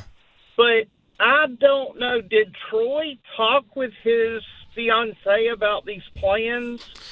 Has she weighed in on these plans, and is she all in on how he's directing this? It's a good question, Stacey. I'm going to tell you. I'm going to tell you the truth. Thank you, buddy. I'm going to tell you the truth. A lot of these plans are kind of unfolding as we speak. So he really hasn't had the opportunity to talk to his fiancée about it. And yet. by the way, none of these plans are coming to fruition. A lot of them are. No, they're not. I think so. Okay, maybe like one. Maybe We're just spitballing ideas. All right, we won't do the Chris Brown song. Yeah, that's fine. You know, but other than We're willing that, to compromise. Other than that, I think we're going to do it. Also, you're the man of the house. She doesn't need to. Although he's taking her name. Oh, that's true. I forgot about that. Eric in Pittsburgh. Troy Lamb. Hey Sam, good morning. How are you? Morning. Has a nice ring to it, doesn't it? It does. Yeah. Hey, I'm gonna meet up with Kramer there in Pittsburgh, and we'll fly down. Right. Gonna bring a few specialties from Pittsburgh. Nice. Some Permani Brothers hoagies. Nice. And some pierogies.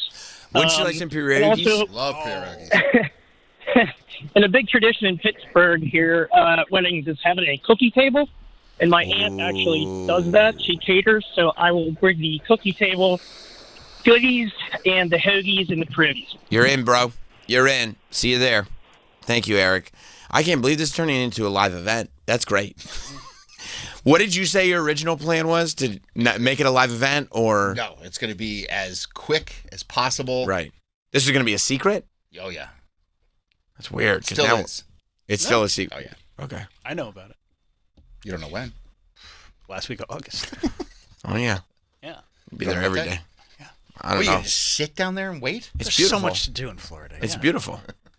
Put out a lawn chair and If you're gonna sit for days at a time anywhere, I guess that's the place. Orlando's the spot. It's only 115 degrees, but It'll be cooler by the time we get down there. I think so. Yeah. I think so.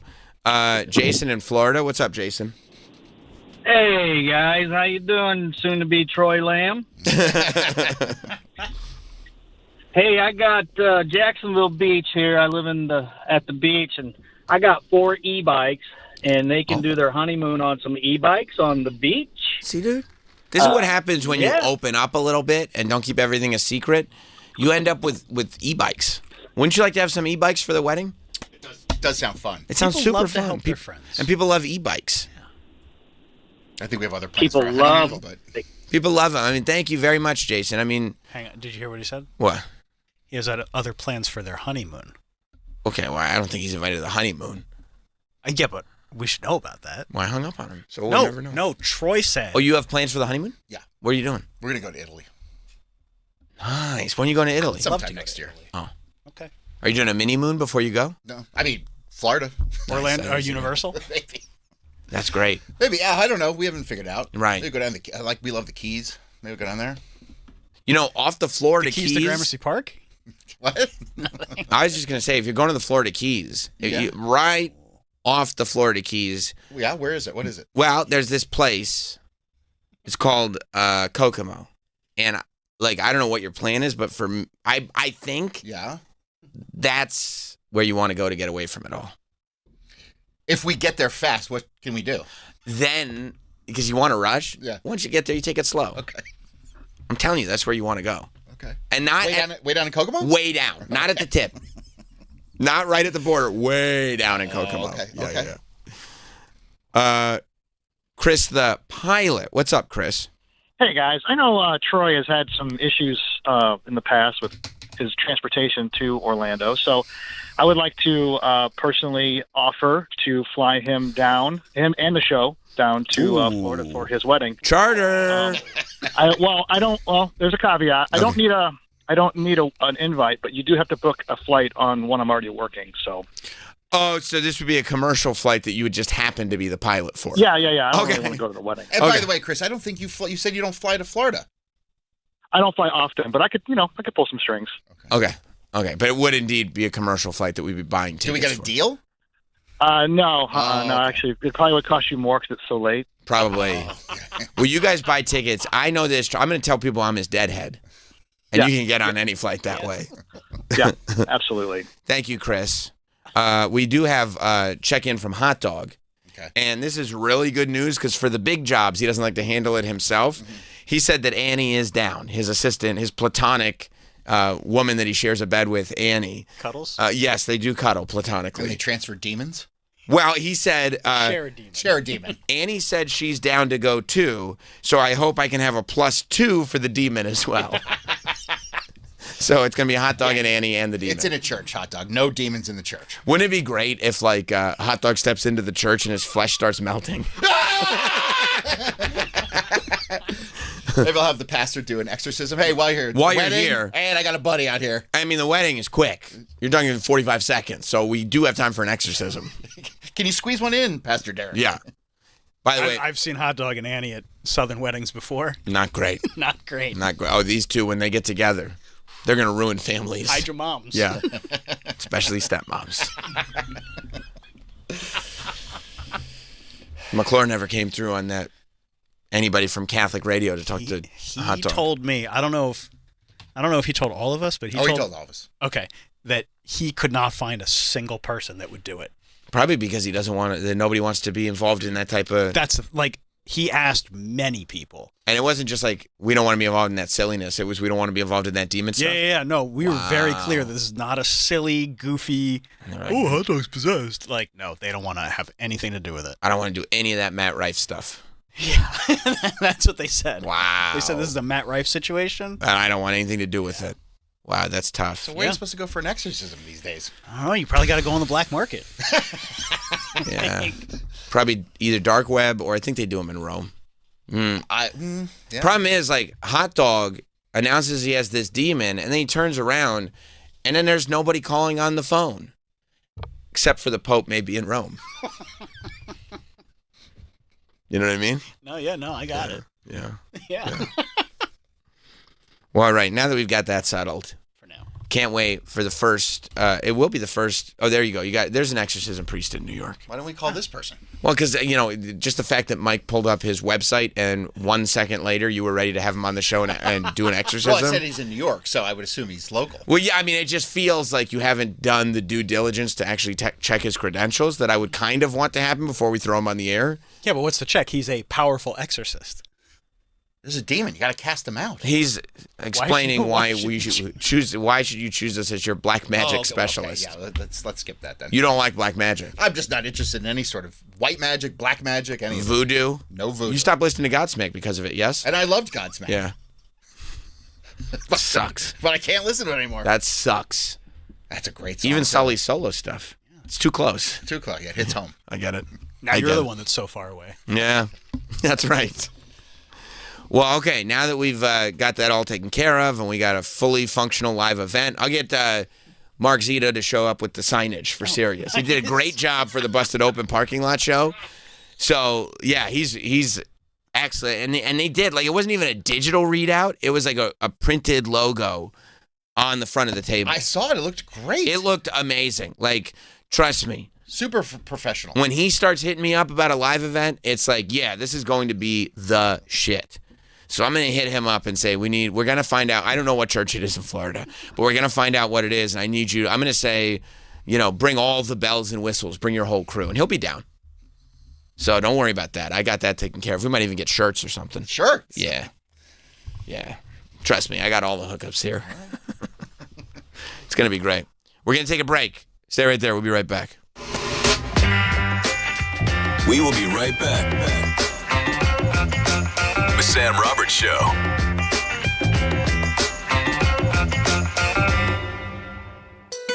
The Bennington Show, weekdays at noon in the East.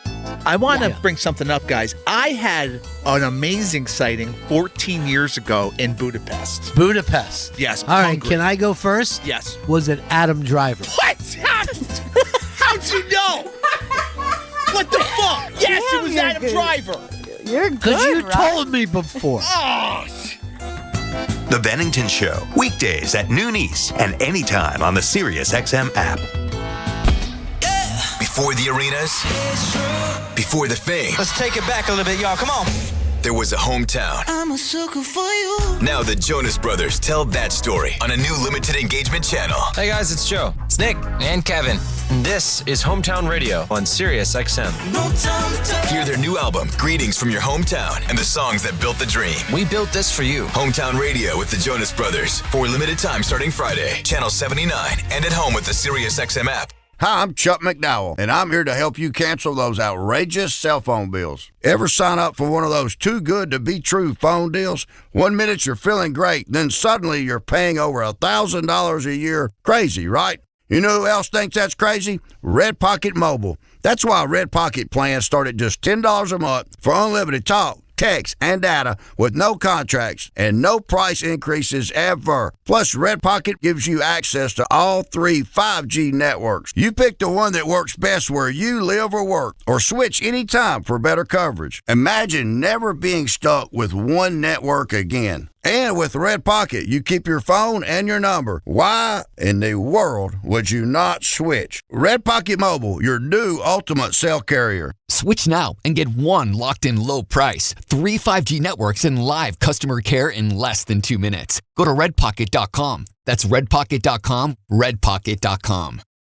Do you have 3 ex-wives and your current trophy wife wants a life insurance policy 3 times the size of the policies you had to purchase for your previous mistakes? If so, you need to call Big Lou at Term Provider, 800-380-5220. Big Lou is intimately familiar with your problems, and if you're 50 or 60 years old and in reasonably good health, a $1 million policy should only cost about $100 to $200 per month. Big Lou may have a solution for your previous policies as well. You may even save enough money to lighten the load on your new $1 million policy. Remember, call Big Lou. He's like you, except he's only on number 2. Call Term Provider at 800-380-5220. That's 800-380-5220. For $1 million in term life insurance that you can live with, call Big Lou at 800-380-5220 or biglou.com. That's 800-380-5220 or biglou.com. This is an ad by BetterHelp. Look, sometimes reading that comment section is not good. There's so much going on the internet. Take a minute. The kids say touch grass, but sometimes it's a lot more than that. With the internet and information overload about mental health and wellness, it can be a struggle to know what's true. Talk to a professional. BetterHelp is there to hook you up. Over 30,000 therapists. It's the world's largest online therapy platform, having served over 5 million people globally. And it works with an average rating of 4.9 out of 5 for a live session, based on over 1.7 million client reviews. It's amazing, and it's convenient. Join a session with a therapist at the click of a button, helping you fit therapy into your busy life. Plus, switch therapists anytime. As the largest online therapy provider in the world, BetterHelp can provide access to mental health professionals with a diverse variety of expertise. Talk it out with BetterHelp.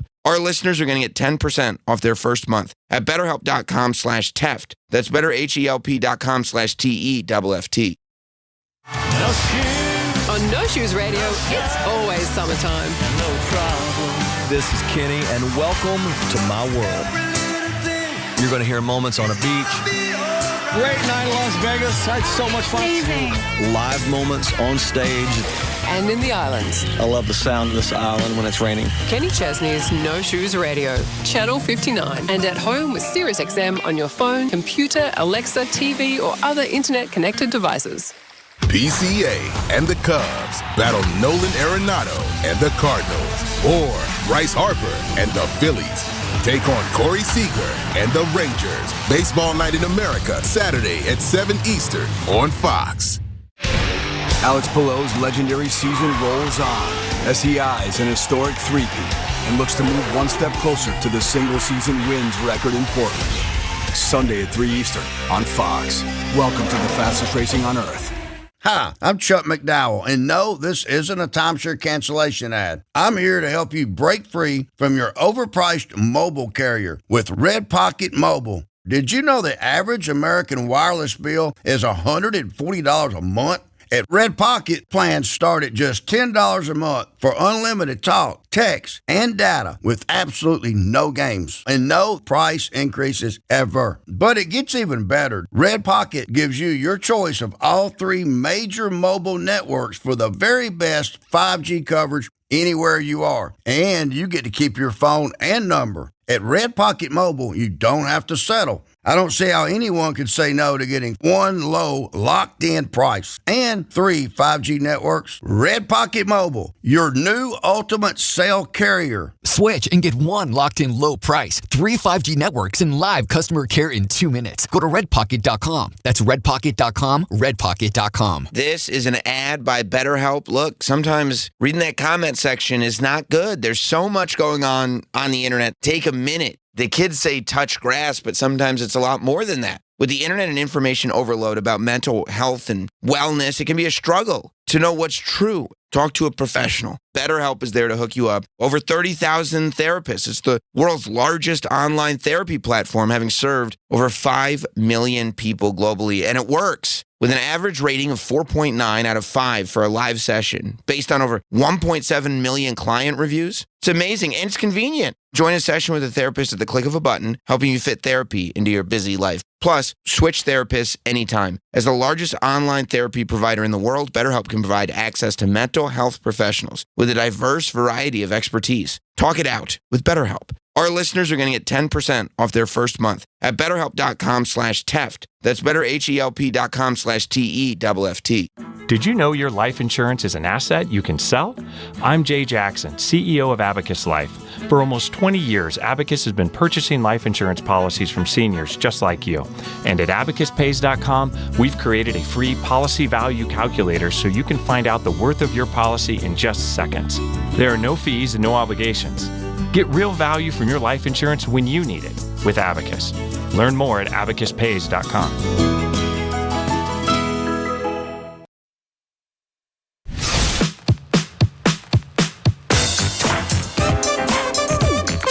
We're back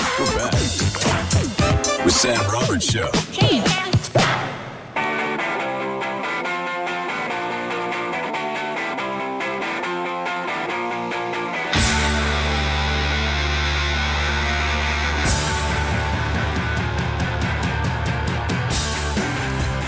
Welcome back to Sam Roberts Show, everybody. You want to call in this morning, it's 866-969-1969. We're going to have Gary Owen on the show in a little bit this morning. I mean, massive comedian. He's got a new special out now on YouTube, but it's already approaching 1 million views. So we appreciate that he's even coming in to do the show at this point. If you missed any of the guests or anything this week, we had the great Jared Freed in here yesterday. We had Pamela Adlon in on Monday. All those interviews are on the SiriusXM app, as well as what started yesterday, which got a lot of people talking. So many messages about it. The hunt for the greatest 90s alt-rock one-hit wonder. It started spontaneously, and we could not stop. That hunt will continue, but if you missed where it started, you can also get that from yesterday's show on the SiriusXM app. Just search Sam Roberts Show, and you'll get it there. I should have mentioned on Monday, I had said we were switching the days for the Satisfying podcast with Nicole and myself, Nicole from the Morning Mashup. And we did. New episode dropped on Monday, so if you weren't checking and you missed that, you can get that right on the SiriusXM app as well. The video was uploaded today, but yes, I believe that the video's up, and the audio went up on Monday. So check that out on the SiriusXM app when you have a chance, of course. Not right now. We have a live show going on right now, and it is unbelievable. But yeah, so check all that stuff out. I was reading some articles, trying to see, do you know if Howard is hiring interns? Because I was just... Why, you looking? I was just going to maybe pop over there and just, help out. No, nothing nefarious. Yeah, we'll see. We'll see. I made a reference to it, and maybe this is why, first hour I was talking about earthquakes and the end of the world and all this stuff. Amazon Prime. I love Prime Video. It's a great streaming service. They have all kinds of stuff there. And they make originals too. And they dropped a movie, which I hadn't even heard about until yesterday, but I guess they dropped it maybe over the weekend or a few days ago or something. It's a new Ice Cube movie. And, I try to support the things Cube is doing. He's a legend. But it's done the impossible. It has scored 0% on Rotten Tomatoes. 0%. People are calling it the worst movie that's ever existed. It's War of the Worlds. It's a remake, I guess. It's called War of the Worlds. And apparently, so the whole thing, it looks like, I haven't watched it yet. I absolutely must watch this movie. Because, even the user rating is only 16%. And that's 16 percentage points above any critic for War of the Worlds. And there are a lot of memes going around that apparently the movie is just Ice Cube staring into a screen, confused for, not some, the entire film. Now, Ice Cube's kid was on Twitter, and he said that this movie was shot during the pandemic. He said that this movie was shot like a long time ago, and the reason that it's all done on Zoom and all that stuff is because it was actually shot during the pandemic. But regardless, we were literally yesterday just talking about that movie Host that was also shot during the pandemic, also shot on Zoom, and was great. So, yeah, a computer security. Can you pull up the description for this here? A computer security analyst working for the U.S. government finds his daily life disrupted by an alien attack. Accustomed to dealing with virtual threats, his struggle extends to secrets the government may be hiding. So I guess the premise is that it's War of the Worlds, except they didn't want to do a whole movie on a set. So it's like it's aliens that are after data. The aliens are data hunters. And so they're trying to get the data. So via a Zoom call, they have to, this is my understanding, via a Zoom call, they have to stop the aliens from stealing all this data. Which on paper sounds like a hit. But for whatever reason, people are saying it's not as good. Do we have any of the reviews for this film? Yeah, look at that. Ed Power. It's a silly, it is silly, shoddy, and features far too much of rapper turned leading man Ice Cube staring at a computer screen while looking as if he's working through a reasonably urgent digestive ailment. It's not that nice. Variety. Even with a Prime subscription, you have to sit through 2 minutes of ads to watch 90 more of what amounts to a feature-length commercial for all things Amazon. This and that's a top critic saying that. This was a very interesting ad because I went, oh, I guess there's a lot of product placement. Then I saw a clip, and the clip was the wildest thing that I've ever seen. Like go to the clip, the Twitter video clip of what we see in this thing. No, not this compilation, the clip that's up already that I sent you earlier. Because like you watch it and you're like, it's already open in a tab. You gotta be, this has to be fake, I said. There's no way this is an actual scene. And I haven't watched the movie, to be fair, but I went through various sources and everybody's saying, no, the wildest part about this is this actually is a scene in the movie.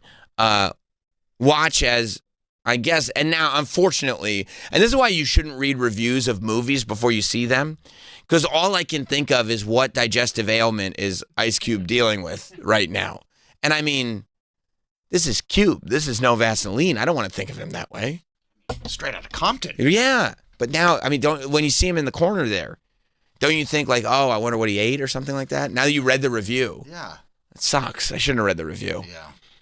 But this is, so now they're trying to figure out, I guess they need to get a file onto a thumb drive to stop the aliens from stealing the data. And then this is how the scene plays out. Code is ready. Sending it to you now. Put it on the thumb drive. I don't have a thumb drive. What do you mean you don't have a thumb drive? Even I have a thumb drive. Boy, this is a top secret military installation. They don't let thumb drives in the building. Faith can load it here and I can get it to you. How? Prime Air. Prime Air? Oh, it's the future of delivery. They've been training us for months. I need you to place an official order on Amazon to activate the drone. Nice. Let's go to Amazon.com to activate the drone. We only got one shot at this. Are you sure you can get it here? Don't worry. I fly like a bird. Code is... He's got to save the day by placing an order on Amazon and using Amazon Prime Air, which is the future of delivery. It's an Amazon drone, which is so pinpoint accurate and quick that if it can save the world. So imagine how well it can just do your day-to-day deliveries. That's apparently a real thing that happens in this film. Now listen, it doesn't appear that Ice Cube is putting a lot of effort into this, and I'm sure that he did not realize that 5 years after the pandemic, Amazon would be like, well, we have this movie that we made, we could just put it out. I think that everyone in this movie was probably like, thank God they're not putting that movie out. And then Prime Video was like, no, we're still doing it. I mean, we don't have anything out this weekend. Might as well put this out. And it's interesting because like you hear all these stories of like these other companies, like Warner Brothers was doing it a year ago. That they put movies on the shelf, like the Batgirl movie. Nobody gets to see Batgirl because they're like, you know what? I don't think it's gonna make back what we invested into it. So we're gonna put it on the shelf and just take the tax write-off on it. Yeah. And they tried to do that with the Looney Tunes movie, but then there was enough outrage that I guess they sold it. Yeah, somebody bought it. Yeah, somebody bought it. But you would think maybe this is because this is no budget, so they can't write it off for enough. You know what I mean? Because it is just a Zoom call. I would imagine like Ice Cube's salary is probably the highest amount of money that they put into this. Or maybe they just really wanted to promote Prime Air, which I've never, to be fair to Amazon, I've never heard of it before this trailer came out or this scene came out. But did you know that you would have to create an order on Amazon to activate the drone? How do I activate the drone? Place an official order on Amazon. And then they literally show the screen share of Ice Cube typing in Amazon.com and very quickly and easily finding a flash drive. We've only got one shot at this. Don't worry. It's Amazon. I mean, it's going to be accurate. Don't worry about that at all. And here we go. Yeah, so I mean... Are you going to watch it? I'm going to watch it so hard. I can't believe that Amazon has provided us this service, honestly. Like, I can't believe that Prime Video was like, you know what? We're going to give one to you. Here you go. Because if it got 0% on Rotten Tomatoes, 0. I don't know how many movies get 0%, not 1%, 0%. There's no way. But a lot of great movies get bad Zero? I mean, maybe not zero, but like look up like Billy Madison. It doesn't have like a great score. This look isn't up Super Troopers. This isn't a romp. How do you know? You haven't watched it yet. You think it's a comedy? It could be. Intentional or unintentional? Unintentional. Okay. Obviously. Okay. That's like when that movie Rockstar came out and they were like, this is a comedy. And it's like, no, it's been out for weeks. You didn't market this as a comedy. You did not intend for this to be a comedy. That's what Tommy Wiseau did with The Room. He was like, it's a drama. It's a comedy drama. And they were like, no, people laughed at your movie. That's not the same thing as making a comedy. He's like, I'm pretty sure it's the same thing as making a comedy. Yeah, so listen, I'm going to watch it. They had to know it was not great. Like, they had to know what they were doing. I mean, they just dropped it like a week ago. Very quietly, because I had not heard about this until yesterday. Yeah, like somebody had to watch it, and then they were like, oh. Maybe either they dropped a bad movie on purpose just to drop it, or maybe contractually, like, because it was shot 5 years ago. So maybe there was maybe contractually, like, they have to drop it within 5 years. Like, maybe that's how they get people to sign on, because they don't want... I mean, people get pissed off when You think there's a plan? Well, the fact that they dropped it so quietly makes me think that they did not want to drop it. So why would they drop it quietly? Why would they drop it quietly 5 years after filming it instead of just not dropping it at all? Like, did they think that we really needed another remake of the H.G. Wells classic War of the Worlds?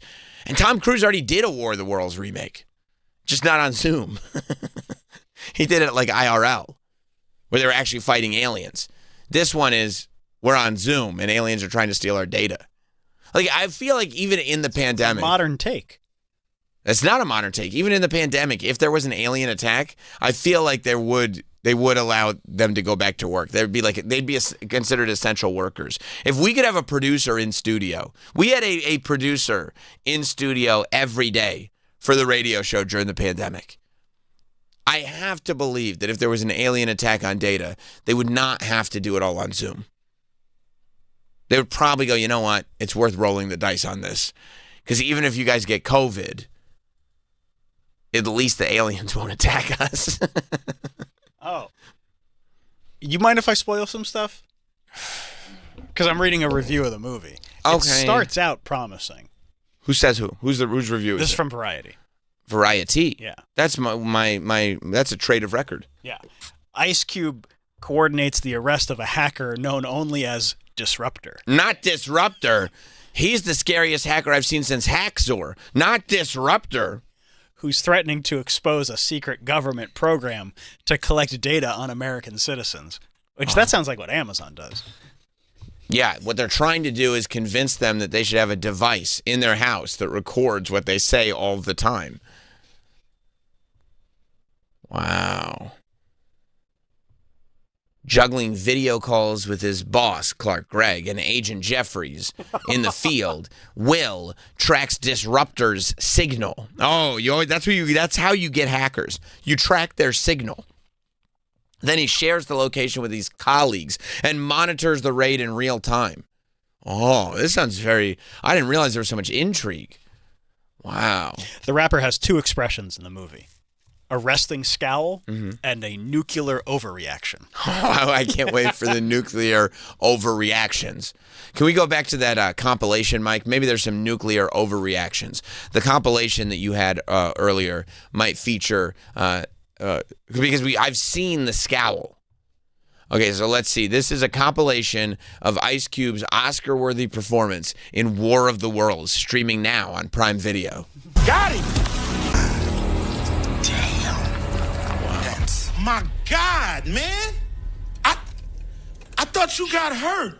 I thought you was in the house. Oh, you thought I was home? This is crazy. You know what I feel like? I feel like since they all are on screens, I feel like Ice Cube's script may be on the monitor that he's looking at. Oh!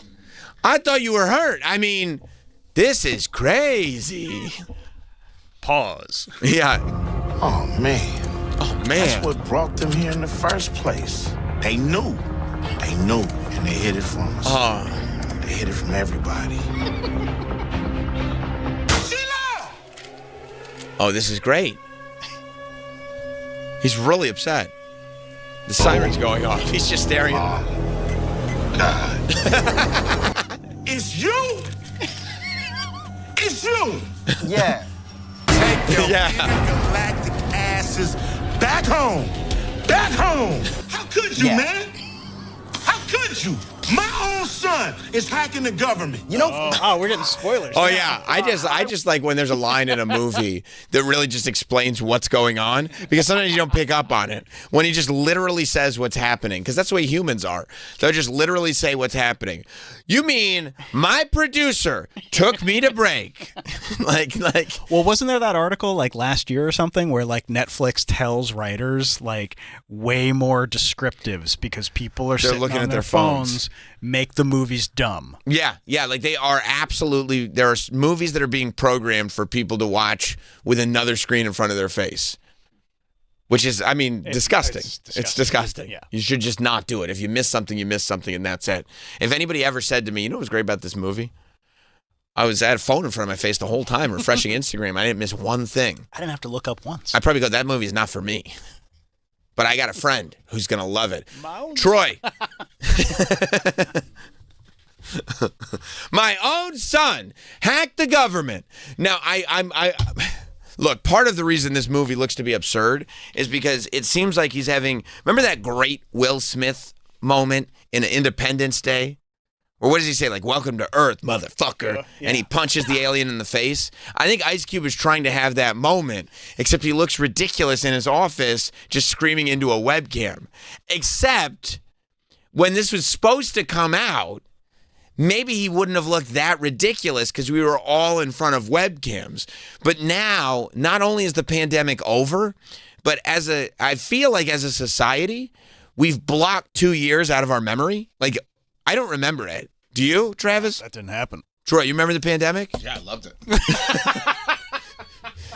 All right. Sorry. Everybody except the people in Florida. He thinks about it every day. Well, I forgot Troy was in Florida That and was they a good didn't. time. Well, you guys didn't do it. Which is not an insult. It's not a slam. It wasn't my fault. But you guys didn't do the pandemic, right? No. Malcolm, you remember the pandemic? Right. I wasn't born yet. Right. Yeah, I was born. Nobody remembers the pandemic who actually, Troy, did the pandemic.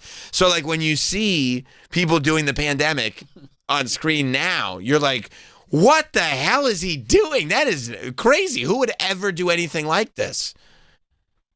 Which, again, is why maybe you think about if you shot something for a pandemic audience, they probably wouldn't have put it out in Florida, because Florida would have been like, I don't understand this. And don't put it out later. Like, just don't put this out. I would love to talk to whoever. I don't care about the actors in this movie. I don't want to talk to them. I want to talk to the people who made the decisions. Why would you decide, even after everything that went down, why would you decide to put it out now? Like, is there any sort of, like, potential industry reason? Yeah, I don't know. That 5 years later you would just quietly drop this? Maybe there's some executive who this was his baby. It was actually quite good. And and they're like, we have to put it out. He did this. He wants it out there. Well, that's why I wonder if it's in some of the actors' contracts that we will release this movie. If there's so much going on where actors put work in and these movies don't come out, maybe there is something in the actors' contracts where now when you sign on to do a movie that's maybe not the biggest movie in the world, like if you're signing on to do a Scorsese movie, you don't need to put a clause in there. Right. But if you sign on to do a movie that's not the biggest movie in the world, maybe there is a clause in the contract that guarantees the release of the movie. Maybe. Because people don't want to waste their time on something that's never going to see the light of day. But they got paid, so why would they care? Well, everybody who's in those movies that gets shelved, they all get pissed off. True. Because, it's like, I'm getting text from Hot Dog yesterday that I'm like, hey, this is the video from the show for you to edit. And he's like, you didn't post the last one. I'm like, shut up, dude. I'll post stuff. Like, give me a break. You should just be like, bro, did you get paid? Then Wait, don't worry about what I post. I don't have to say that. Travis said it. I did. I said, Sam, are you paying for his comments or his video? Travis said, is Hot Dog, is Sam paying you for the video or is he paying you for these comments? And Hot Dog, and it was actually very funny, he said, Sam bought the bundle. And I was like, yeah, that's true. Yeah, like, what do you care? Well, I get it. I mean, people Well, people want, of course, people want. They want credit. They want it to be seen. They put their work into it. I understand. You know, I mean, as a production guy, you've had frustrating times where, you know, you're doing your job, doing production for shows, and it doesn't get played, and you're right. you've gotten bothered by it. Sure. I think I'm in a different place, though, now, where it's like Black Caviar has done, like, bad songs that we don't think are great, but it's just like, well, who cares? Just put it out there. Like, what does it matter? It doesn't tarnish the other songs. So it's like, maybe it's just like, well, the movie's done. Just put it out. Who cares? It's really bad, though. But have you ever done a song as bad as 0%? As bad as War of the Worlds? Not that bad, no. 0%? But it doesn't change. And why put it out now? Because it's done. It's like, well, it's been done. You think the editing process took 5 years on this? I mean, who knows? Maybe they had interns editing it. Yeah. Maybe. Maybe they had some editor be like, well, you didn't put out my last movie. That's right. That's like, oh, here, shut up. Okay, shut up. We'll put it out quietly. Nobody will see it. And then everybody sees it. And we look like goddamn fools because of you. They probably wish it never came out. Right. It doesn't change the way I feel about Ice Cube, though. That's the face Ice Cube made when he realized the movie was getting released. Ice Cube's still the man. Oh, of course he's still the man. But that's your point. You're not going to tarnish Ice Cube's legacy at this point. No. He sung "Put Your Ass Into It." Yes, he did. You're not going to take that away from him. You can do it. Also, he's done plenty of bad movies already. Not this still bad. On board. This is the worst. This is the worst. This is the worst. What was that RV movie where he... Are We There Yet? Are We There Yet? That was not well received. Yeah. But he's goated, so, like, it doesn't matter. So it doesn't matter. No. But it still doesn't answer why. Like if it was just a matter of, just put it out, like it would make sense for them to put this out during the pandemic because everything was getting watched during the pandemic. These streamers, during the pandemic, these streamers felt like, you know, these good times are going to roll and they're never going to stop. Oh, yeah. It's always going to be this good. This is the new revenue stream. Right. And then real quick, after everybody got outside, once We Outside hit, a lot of streamers were going, oh, boy, we got to figure something out. Well, what about that War of the Worlds movie? Yeah, let's put that out. Let's save it. Right. Like, why, like, within the last week, with this movie that's clearly been collecting dust, you cannot convince me that there was work being done on it. It was collecting dust. Just kind of quietly dropped with no promotion. I didn't do a town hall with the cast. There's no promotion behind this. They love doing town halls. They love to, and you know, Prime Video. I don't blame them. Yeah, but that's for the good stuff. And that's because they know that they've got somebody that's going to anchor it very well. Oh yeah, yeah. I mean, it'd be tough if they were like, "Can you do a town hall with Ice Cube?" But you really should stick to this War of the Worlds remake. You know what? I'd bet money you could make it interesting. My man, Eva Longoria's in it. She is. Yeah, I gotta see that. But like, you just watch like Desperate Housewives. That's what I mean. Like Eva Longoria being in it, that would have been huge. Like while Desperate Housewives was on. Why you gotta shit on Eva Longoria like that? I'm just saying she is goated, but like it's not like I don't know if she's goated from Desperate Housewives. A show. People love that show. You ever watch it? Well, yeah, no. No, exactly. But Courtney Cox is famous from it. She only did that one show. First of all, that was Friends. Oh. Second of all, she was also in Masters of the Universe, the live-action movie. With Dolph? With Dolph Lundgren? Yeah. And Bruce Springsteen video. So let's not say that she only did one. You're right. You're right. Well, shout out. I know if I don't get to watch it today, it's definitely going to be a weekend watch for me. This is adding to the list. It's the summer of movies that I got to watch. I got to watch the Bennington movie that Ari Aster did. I think I gave up. I don't know if I'm ever going to watch Superman. I might have gave up on it. It'll be on back soon. I know, and I don't even think I'm going to watch it there. What? I think I gave up on Superman. Oh my God, but this weekend I got to watch the Weapons and War of the Worlds. All the W movies. All the W's. Naked Gun. I am going to watch Naked Gun because you said it was hilarious, and a lot of people said it was hilarious. I don't know if I'm going to do that in a theater. It'd be fun to do in a theater, though. Yeah, I'll do Weapons. Yeah. See, it's tough to justify going to the theater because, like, when the kids are in school, there's nothing better than like dropping the kids off at school, hitting up, Dunkin', getting your mind right, maybe dropping your stuff off at home, and then checking out a movie at 11 a.m. and just thinking to yourself, "I'm not in school right now." It's the best. But when the kids are at home for the summer, it's like. You feel like you're neglected. I'm just leaving the house midday to go to a movie? Like, that's not cool. You do that all the time. You leave the house to just go sit at the mall. No, I don't do that all the time. I have done it. You have done it, but when's the last time you went to a movie?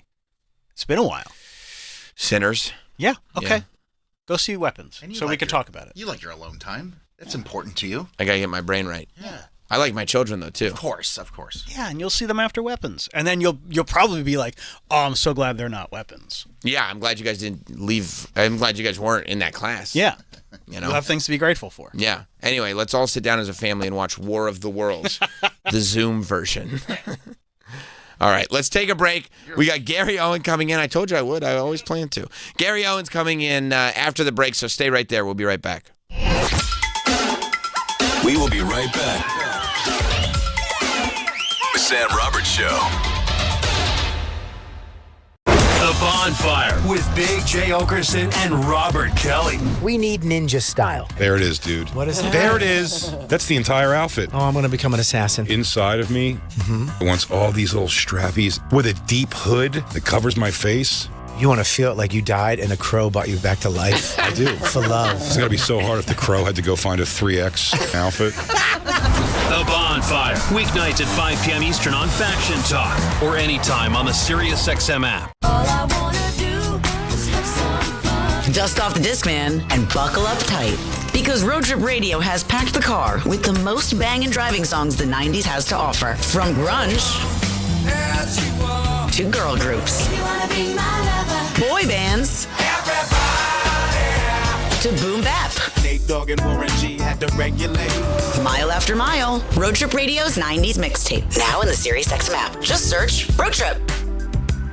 This is an ad by BetterHelp. Look, sometimes reading that comment section is not good. There's so much going on the internet. Take a minute. The kids say touch grass, but sometimes it's a lot more than that. With the internet and information overload about mental health and wellness, it can be a struggle to know what's true. Talk to a professional. BetterHelp is there to hook you up. Over 30,000 therapists. It's the world's largest online therapy platform, having served over 5 million people globally. And it works with an average rating of 4.9 out of 5 for a live session, based on over 1.7 million client reviews. It's amazing, and it's convenient. Join a session with a therapist at the click of a button, helping you fit therapy into your busy life. Plus, switch therapists anytime. As the largest online therapy provider in the world, BetterHelp can provide access to mental health professionals with a diverse variety of expertise. Talk it out with BetterHelp. Our listeners are going to get 10% off their first month at BetterHelp.com/Teft. That's BetterHelp.com/TEFT. Hey, it's Ryan Reynolds here from Mint Mobile. Now, I was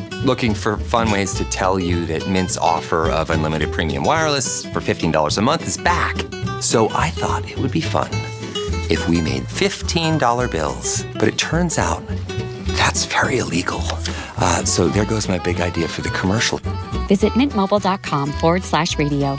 Upfront payment of $45 for 3-month plan equivalent to $15 per month required. New customer offer for first 3 months only. Speed slow after 35 gigabytes if network's busy. Taxes and fees extra. See mintmobile.com. You've worked hard for your money. Now let it work hard for you. RJM Group and Company has been helping families grow their wealth for over 30 years, right here in South Florida. Imagine an investment as steady as a CD account, but earning returns from 7% to 20%, guaranteed every month or every year. With contracts from 1 to 5 years, RJM puts you in control. No gambling, no guessing. Just smart, secure growth backed by real estate expertise you can trust. If you've been waiting for the right way to invest, call RJM Group and Company now at 1-888-775-3002. That's 1-888-775-3002. That's 1-888-775-3002. RJM Group. Trusted, proven, built for your future. Individual results may vary. There's no guarantee that past performance will be indicative of future results. Invest wisely. What does the future of mobility in Michigan sound like? That's the sound of new EV charging stations at our state parks. That's the sound of over $20 billion in new investments to produce EVs and batteries in Michigan. And that's the silence of Michigan's new En-Road wireless charging system. Discover all the ways MEDC is driving next-gen mobility in Michigan at michiganbusiness.org. There's a world where a new wave rolls. First Wave, where 80s era alternative and cult classics play 24/7.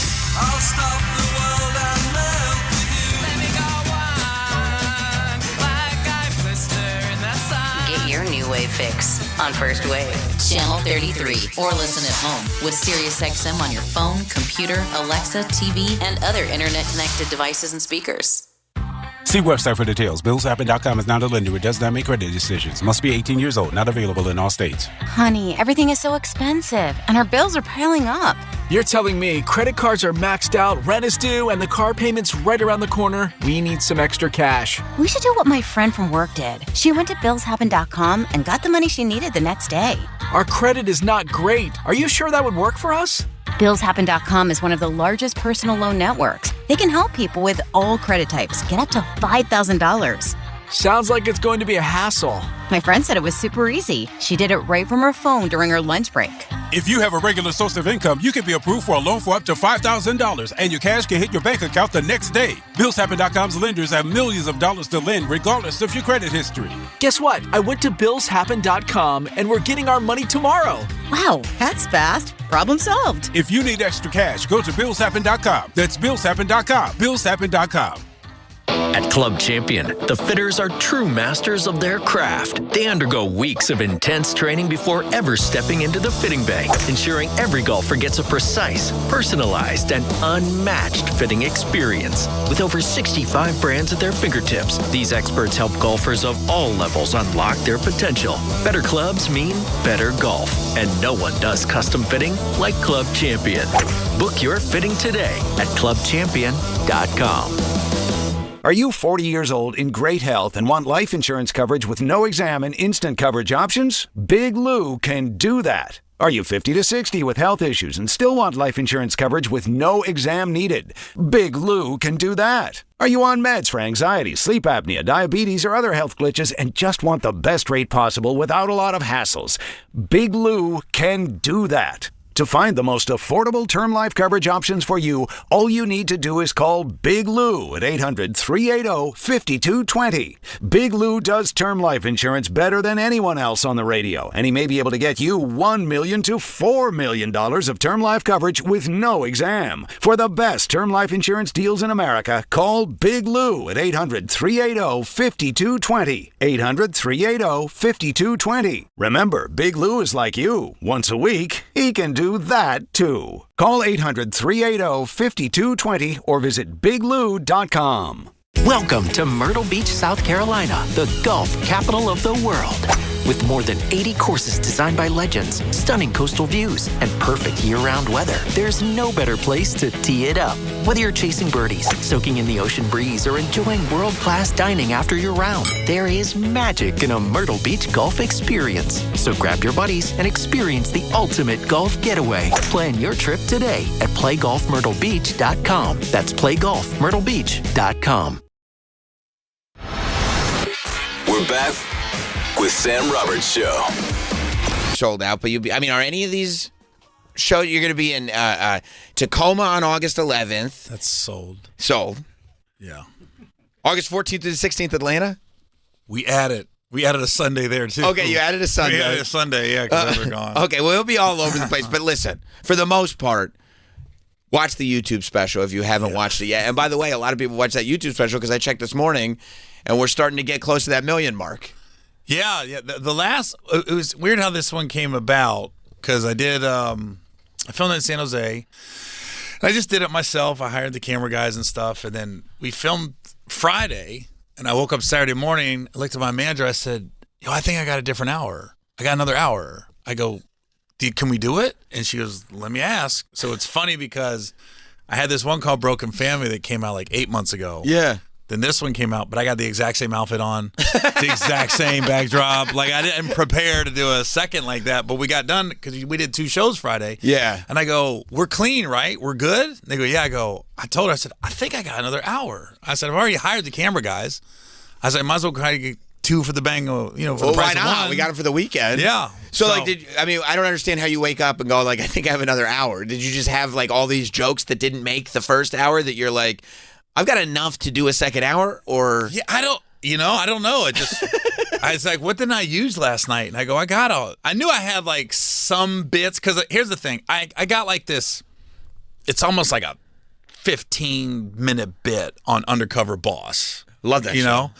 And I did it on one of my specials for Showtime, and Showtime said we can't air that joke because I guess they were owned by CBS. Oh, and they were like, it's one of our biggest shows. And I go, but I'm not like putting it down. It's just an observation.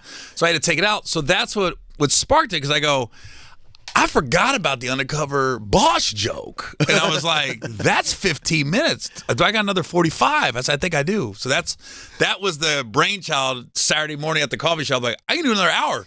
We got undercover boss. That was really where it came from. You're just thinking about the show, and then you're thinking about your bit, and then you're adding to it in your head. And then you're like, wait, all I need is 45 minutes after. I got more bits. Yeah. That I haven't put on tape. That's what I was thinking. I knew I had a lot of military jokes that I didn't do on that one. So I go, wow. Okay, I think I got it. And we had to, because, as a stand-up, you work so hard on your hour, and that's like muscle memory. You got it.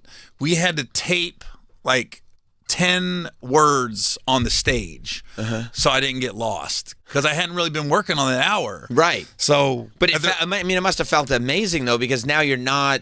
It's one thing to feel good, like muscle memory. You're performing the hour, but the idea of like you're actually creating the hour while you're taping the hour. Yeah. I mean, that has to feel kind of, as an artist, like that has to feel good. Yeah, it was exciting. Yeah. 'Cause you're like, you had that the butterflies in your stomach when you was open micing, right? Because you lose that as it becomes a business. Yeah, and then you're like, God, I kind of miss those days where you're, hey Gary, you're on from 7 to 7:02 after Bobby Lee. Yeah, at the Comedy Store. Okay, and then you're like in the mirror, like pacing. I kind of miss that, so I kind of got it back a little bit with this special. I mean, that's why. So that's what No S is the. I think I got another hour. Let's go find out while the cameras are rolling. Yeah, I was literally debating calling it No S because my last name's Owen, but people really love Owens. Of course for some they do. reason. Or I was gonna call it Winging It, because that's really what I was doing. I was kind of winging it. Like, I think I got this. And also you have to wonder too. It's like the undercover boss bit. I'm sure when you did the Showtime special, it's probably a bigger show, Undercover Boss. So Yeah, like, you don't want to be dated. Yeah, is this still gonna work? Well, how I did it was I go, now that the pandemic's over, I looked back and some of the stuff I was doing, and it was true. I started watching all these shows that I never watched, and Undercover Boss was one of them. So that's how I kind of I made it into this special, Just that little trick, and now all of a sudden now you've opened the door wide open. Yeah. To do everything that was there. Mm-hmm. That's really cool. Yeah, I mean, you came up, and it's also very interesting, like that you have been doing comedy long enough that like you're here in this sort of more modern age where you are just hiring a camera crew and dropping a special on YouTube.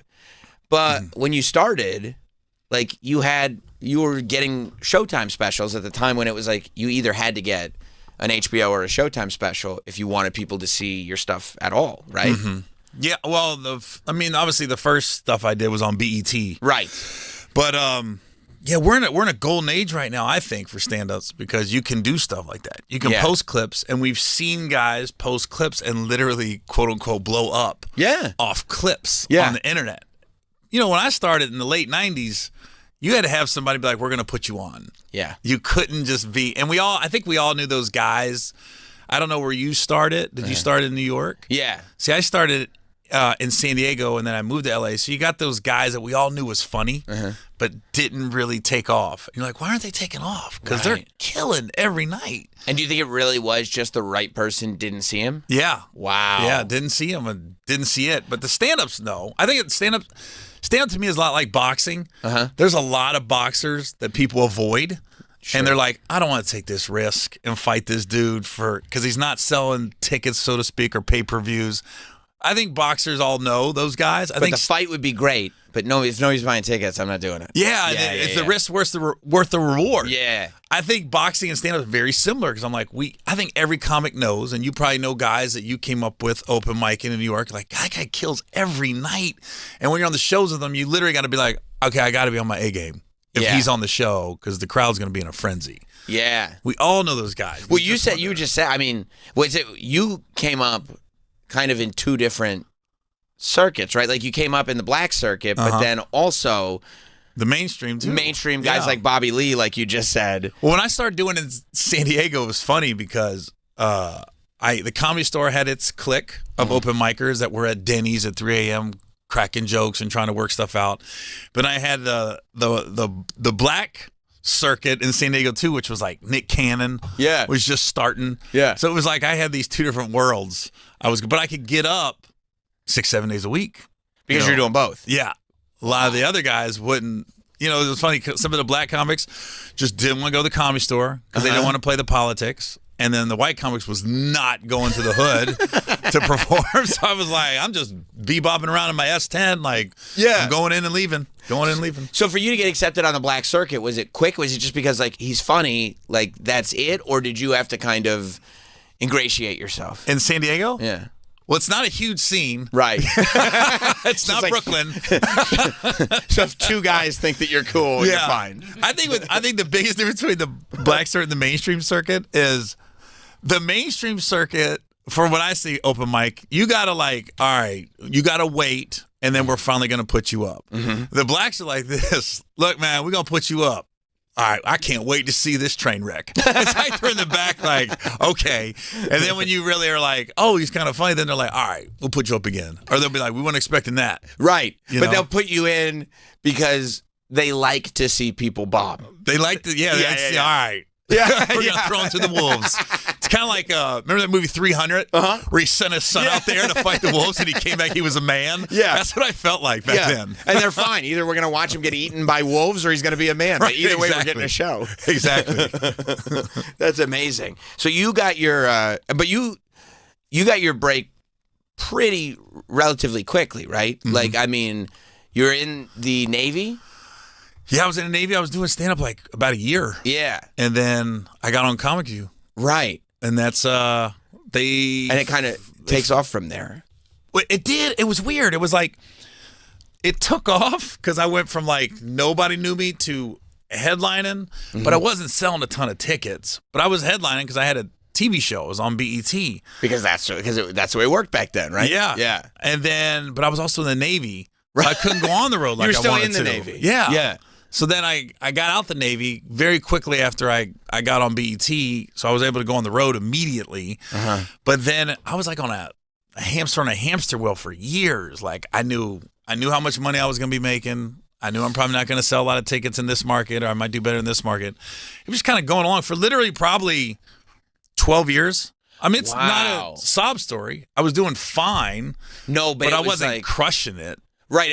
It was almost like you got to fine quicker than most, but then you stayed there for a long time. Yeah. Yeah. It was like almost like a backup quarterback. Right. It's just, I don't know why I'm doing all these sports references on your show. I'm sorry. No. But it's like, I'm not getting in, but I'm on the team. Right. I'm there. And you got to figure out, like, is it good enough to just be on the team and make a living doing this, or do I need to change something so I can be an upper tier person? Yeah.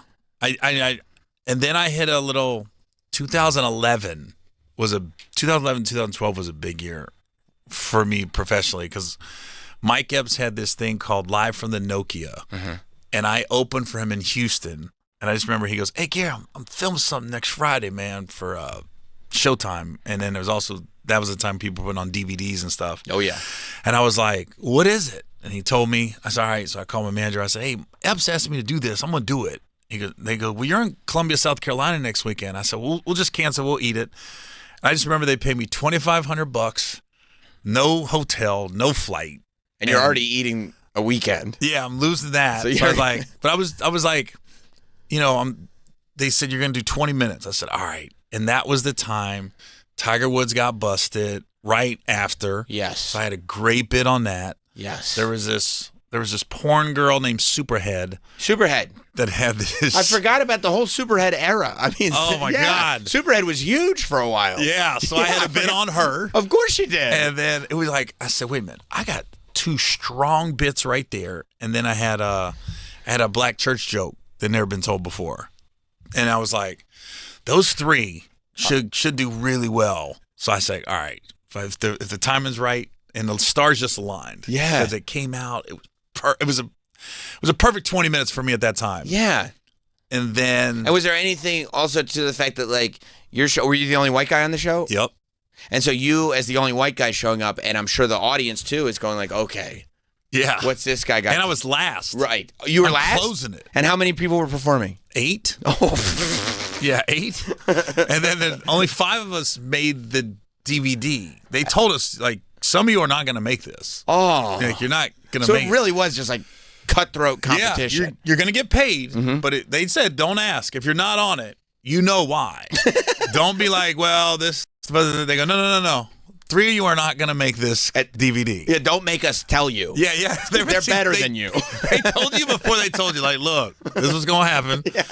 So that 20 minutes, like, because Jeff Clanagan, who now runs a lot of Kevin Hart stuff, he was the head of Co-Black Entertainment. The only reason I did it, I said, promise me Jeff Clanagan will watch my set. And they was like, we promise he'll watch your set, because at that time they just came out with the Shaq All-Stars. Right. And that's what really took Kevin to another level. And that was a lull because Comic View was gone, Def Jam was gone, and there wasn't the social media like it is now. So there was a lull as far as like urban comedy goes, and comedy in general. And you're trying to figure out, how do I at least stay fine? Right? Yeah, You've been fine for as long as I have, and now fine is starting to dissipate. And then I'm seeing what that Shaq All-Star thing did. Right. I've known Kevin since he was open micing, so I saw what it did for him, amongst other things. But I was just like, all right. I said, who's doing that? Who did the Shaq All-Star thing? So when I found out it was Co-Black Entertainment, I said, oh, they're doing the Mike Epps thing? Okay. I definitely want to do it. That's really smart. So, and at that point, when you did the Mike Epps show, are you still floating between the mainstream scene and the black scene, or are you focused on I'm doing improvs and funny bones. Right. But I'm just kind of like I said, I knew what I was doing every week. I knew it kind of how many tickets I was going to sell. Yeah. You know, I wasn't adding shows. Right. It was just like, all right, everything's going smooth, but we're not going to sell out. We'll sell enough, though. Yeah, we're good. They're going to bring me back. Sure. Yeah. But that aired. Clanagan saw me. Then he put me on the Shaq tour, and then I got Think Like a Man. And then Co-Black gave me a special. So it was like 11 and 12 just kind of went. I got like 4 big, what I call gets. Yeah.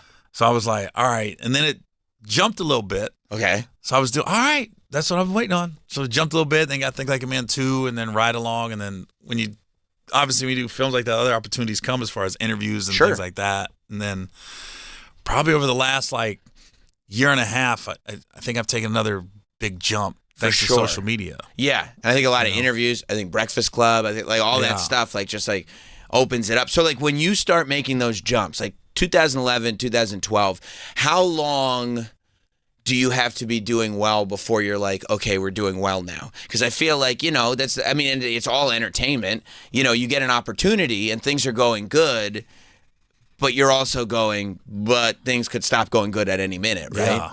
So at what point do you go, oh, we're in a good spot, like things are going good now? Yeah, I don't know if you're ever there. I saw this interview with Jelly Roll on, I think, The Pivot. And he said, it don't matter how good I'm doing, I'm waiting for the crash. You still are. You're waiting for the crash. Yeah. And you put all this stress on yourself, and I do it too. I feel like, I feel that way. You're like, I don't want to be the guy that falls off. I don't want to be the guy that has been out of the scene so much that when they see me, like, God, he got old. You ever see those guys? They become recluses, then they show up like, oh my God. And you think like, no, I'm the same guy. Yeah, remember the guy that was he was in Bad News Bears. He was Kelly. Yeah. And then he disappeared for like 20 years, and he showed up in a random movie. You're like, oh my God. No, what happened? I mean, he killed it after that, but you're like, when did he even get old? Yeah, and you think you're going to be like, oh, everybody's going to be excited to see me back, and I'm going to get on this next wave, and in reality, they're all going, are you okay? Yeah, right? I should have just stayed away. I know. I don't want to be that guy that I'm out of the loop, so to speak, for so long. Right. But I guess that keeps you motivated, too. Yeah. Like, you keep doing stuff. Yeah. I don't think you're ever satisfied, or you ever feel like, I made it. Right. You're just kind of like... Even when you get like good offers or you're selling tickets, you're like, I don't want to mess this up, so I gotta. Yeah, and it probably helps that like you spent as long as you did just kind of trying to figure it out, because you don't take for granted, that this is amazing what's happening now. Yeah, you know what I mean. Yeah, you could. I mean, and it goes away. Every comic's got those stories of the crappy hotels and the promoter trying to put you and the opener in the same room. Yeah, absolutely. I remember I had a road manager one time, and we were in Cleveland, and I had stayed at the Comic Condo in Cleveland for 10 years when I did the improv back then. I think it's the Funny Bone now. But anyways, first time he's on the road with me, I said he stayed in the Comic Condo, and I got myself a hotel room. And I remember he called me. He goes, man, I don't know if I can stay here. I said, what do you mean? He goes, man, it's dirty. And da-da-da. I said, it ain't that bad. He went, you wouldn't stay here? I said, I stayed here for 10 years. What are you talking about? I wouldn't stay here. I was stupid. So he's not my room manager anymore. He tried to throw it on me. You wouldn't stay here. I was hot. Yeah, you gotta do that stuff, right? The Comic Condos? The Comic Condos. They're the best stories. Right. It's like as a stand-up, when guys go, yeah, I ripped. That's not a good story. No. I bombed.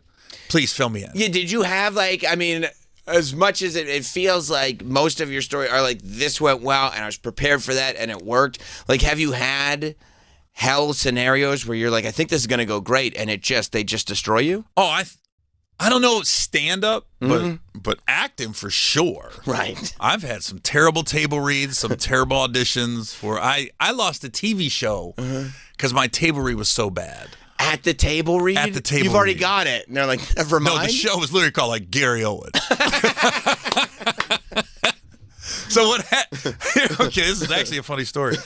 So I get this TV deal, and we cast it. Holly Robinson Peete was my wife. Oh, so this really is your show. Oh, yeah. Yeah, when is this? This is 22 years ago, probably. Okay. Yeah, I was like, 22 years ago. Early 2000s. It was after 9/11. Right.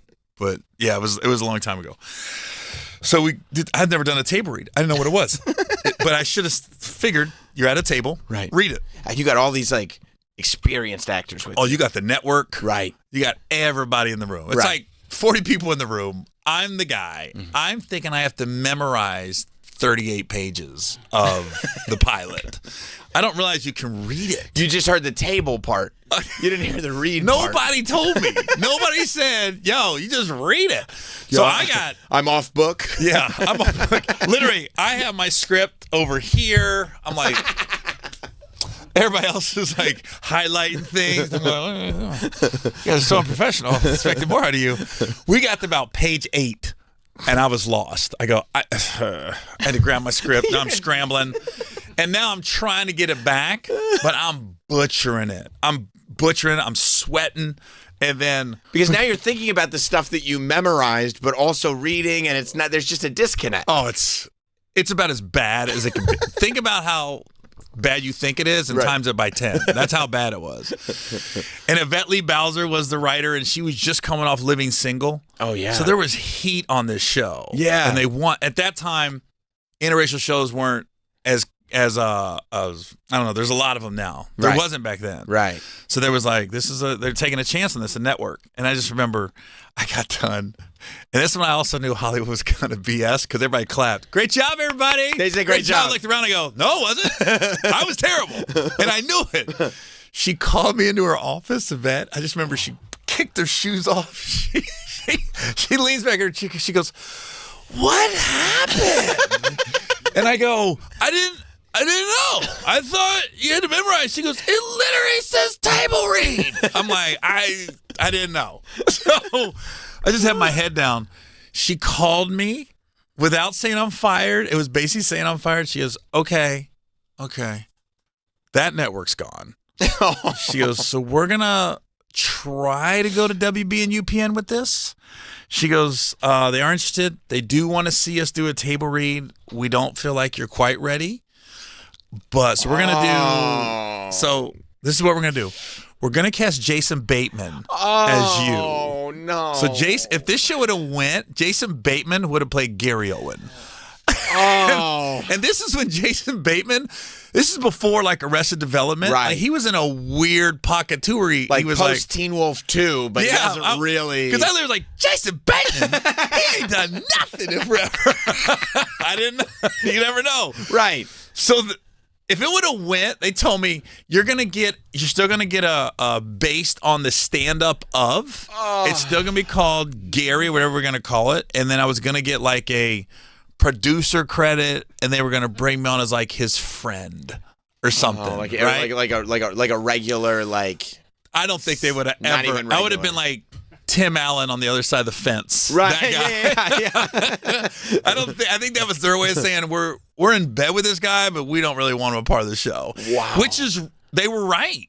The table read was awful. I know, but just the idea of like it's all happening. If that and then show would have one went, day it's not happening. Yeah, gone. I remember I was just in my truck in the parking garage going, well, why did I not know that? Why did I not know? You got to realize, I was at Yvette Lee Bowser's house, like, dang near every day for 6 months putting this show together. Because you get the deal, and you're writing it with her. I knew everything. It's just, honestly, I probably just wasn't ready to be the lead of a show. Well, you know that now, but you don't know that then. No. And it takes years to figure out. Like, honestly, it's probably a really good thing that show didn't happen. You know that now. Yeah. That takes years to figure out. Then you think this is it. You're putting all this energy into making this show, and I'm sure, like, you got to a point where you're like, oh, it's not a maybe anymore. This is happening because you already got your deal signed. Right. You're doing a table read. There's a cast. You're seeing. Oh, if they say yes, I get this amount of money per episode. Which was a godly amount at that time in my life. I was like, oh, my God. My life's going to change. Yeah, and stand-up. I'm going to sell tickets on stand-up. We're going to do press. And it just all... I avoided every actor and actress at that table read forever. Years. And then Holly Robinson Pete, I saw her 12 years later. And she goes, Gary, I haven't seen you forever. And they go, we saw your one special. And her and Rodney was, being real cool. And I go, hey, can I talk to you for a minute? I literally pulled her aside and said, hey, I've avoided you for like 12 years. She goes, for what? And I was like, the table read, the show. She goes, what are you talking about? In her brain, she acts so much, and she's probably done so many shows, it's not even registering. Right. And I'm thinking, if she ever sees me, she's going to be like, that guy, don't hire him. That guy can't act. That's when I started to think like a man premiere. So Think Like a Man came out, and I was like, okay, now I can like stand in front of her and be like, okay, I got it now. Yeah. That's when I pulled her aside. I said, hey, can we talk? I mean, I pulled her aside out of the party. She acted like she didn't remember. I don't even remember that. Do you think she remembered? She had to. It's that bad, right? It was so bad. Yeah, she remembered. I haven't seen Yvette Lee Bowser since. Especially if she said, yeah, we watched your special. She probably was watching the special going, this is really funny, but that's the guy. Yeah. That's the guy from the table read. But I'm glad I got Think Like a Man when I saw her, because I go, okay, she knows I can act a little bit. Right. Or I figured it out. I figured something out. Because that's how I saw her. That was bad. But that is good perspective, though. Like, somebody like that is doing, like, just table reads all the time. It just go. Nothing's affecting her. But, I think... You know what? I know exactly when the table read was. When? It was Monday after the Patriots beat the Rams in the Super Bowl. Because that's what we was talking about before we started the table read. It just hit me just now. Wow. That's the exact day of that table read. The day after the Rams-Patriots Super Bowl. That was when that table read was. And were you a Rams fan? Patriots fan? Yeah, I was probably rooting for the Rams at that time. So Kurt Warner. And stuff. Double loser. Yeah. Yeah, that sucks. Yeah, I was like this. Sucks. Yeah, thanks. I didn't think about that. Oh, that's amazing. So, like, how do you deal with the idea that as you're becoming more and more famous, that your personal life becomes like I would imagine it would drive me crazy if the worst points of my personal life become such a part of my professional life that it becomes like your divorce became part of your stand-up. It became part of everything. I mean, I can't imagine going through a divorce that's so public that the catalyst is one of the great memes of all time. What are you talking? Like you on Charlemagne and Schultz's podcast. That was when I was married when that happened. Right, but I mean, but it led to like it comes back and it leads to. I forgot about that. Yeah, just the idea that like what's funny about that clip from Charlemagne and Schultz when I was choking on the iced oat milk latte. Right, he's drinking his coffee and Charlemagne and Schultz, like, I mean, they're just being goofy. It's from years ago. Yeah. But he goes like, how long have you been married? It's like, No, it's how long have you been faithful? Right. It's like a classic, like, old joke. They go, how long have you been married? He goes, 16 years. Takes a drink. How long have you been faithful? It's like it goes everywhere. You know what's wild about that? Are you a football fan? Yeah. So you know Max Crosby for the Raiders? Uh-huh. I started following him about a year ago on IG, and I just pressed the follow button. Sure. And he sends me a voice message, and he goes, yo. He goes, bruh, you a legend, man. Appreciate the follow. He goes, man, when you was on that show and they asked you how long you been faithful, I go, wait a minute. Out of all the jokes I told, that's what resonated with you? But that's what I mean. That's like the crazy thing about not only when your personal life becomes so public, but also what these podcasts and memes and internet fame does. Yeah. But like, I'm sure there's a whole audience that's like, oh, the guy from the clip. Oh, yeah, exactly. I guess we'll go see him. Yeah. Yeah, And yeah. then find out that you're actually hilarious. That's why we got the best job. Because go through a divorce. Yeah. I couldn't imagine being a plumber. Just because here's the thing.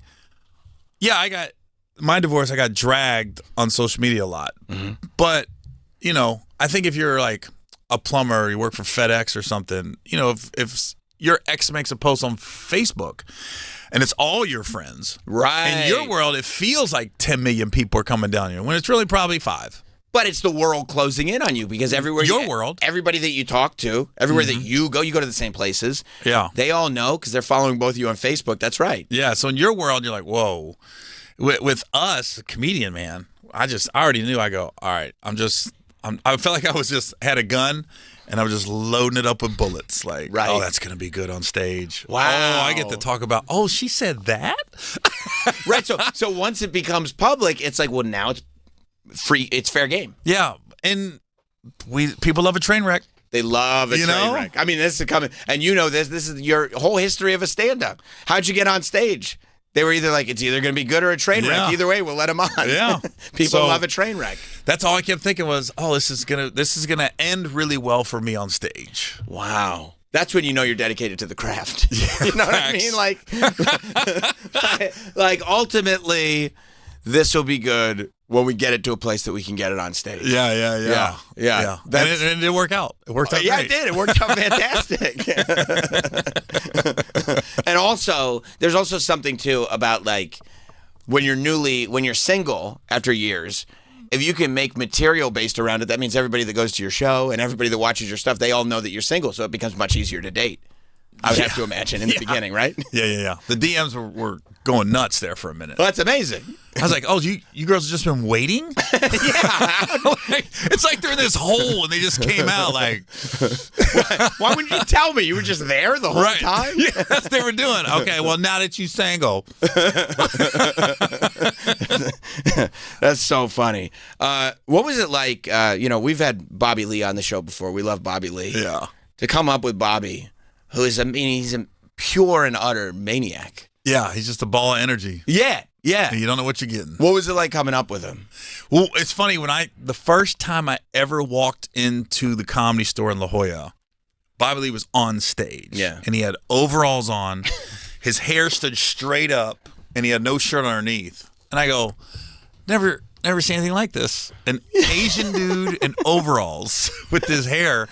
And then we just started, we just started vibing.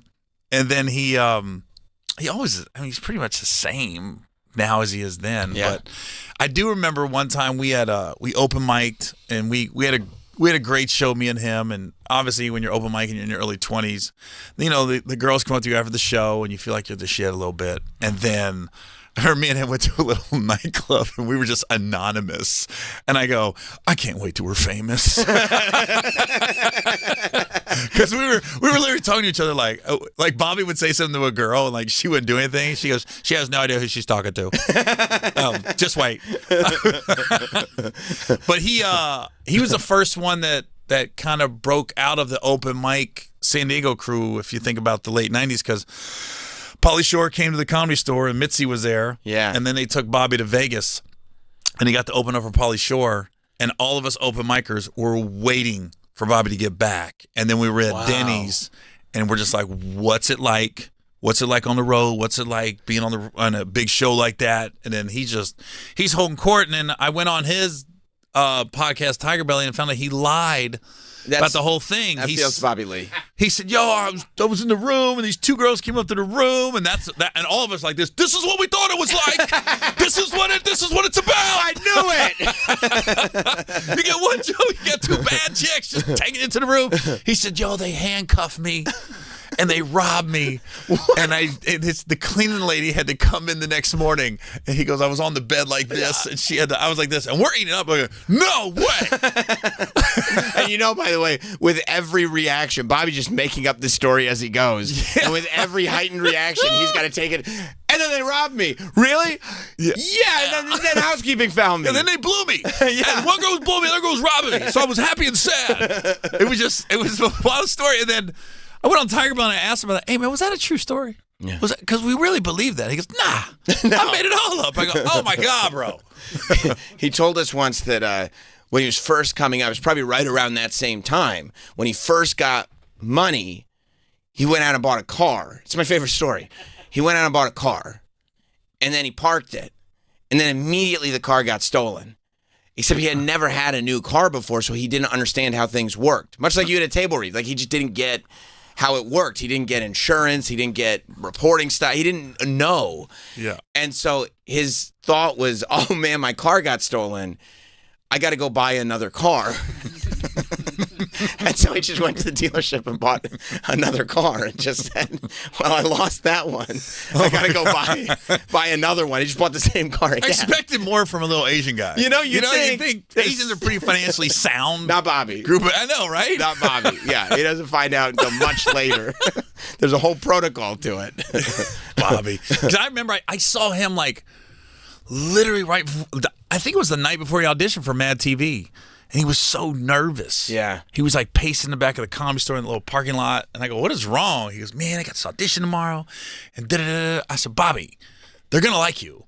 Everybody likes you." I said, "Relax." I said, "Just do this. Whatever you're doing now, just go and do that." Yeah. I told him, "I'd hire you. I'd hire you." For what it's worth. And then the rest was history after that. He got on there and took off. Yeah, it's amazing, man. It's amazing. So when you were kind of going back and forth between being in the Navy and doing stand-up, were you always funny? Like, where it was everybody that was with you serving going like, "Yeah, that's good. You should be going and doing stand-up. That's going to work"? Or were there people going like, "Nah"? Nah, honestly, everybody's pretty positive. Yeah. High school, I told people in high school I was going to be a stand-up. Oh, so even before you were in the Navy, you were like, you knew from when you were young, this is what I'm going to do. It sounds odd. I joined the Navy to get to California. So I was like, I thought you had to start in L.A. I didn't know you could start in whatever town you live in. Yeah. Because you grew up in Ohio? Grew up in a small town. Yeah. Trailer park. So I didn't know. Right. So the Navy was like, "Oh, they got a bunch of bases. There's an ocean." Right. Yeah. So I remember I asked the recruiter, I said, "So I can get to California?" He goes, "Yeah, you got to talk to the detailer, but I mean, if that's what you want to be, I'm sure there's ships out there to put you on." I was like, "All right." And you guys will send me out there. Yeah. You're going to pay for it? Yeah. All right.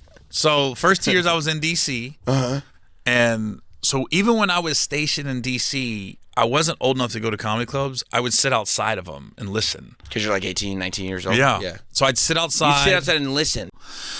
I called this place called the Comic Castle, and I called him. I said, "Hey, you got open mic?" And he goes, "Let me check." Literally outdoors, like listening through the windows. Yeah, like, or I could hear it through the window. Right. Because I would find comedy spots, not necessarily like the Improv. Sure. Comedy spots. And I was like, there was one in particular, you had to go up these stairs, and it was on the second floor.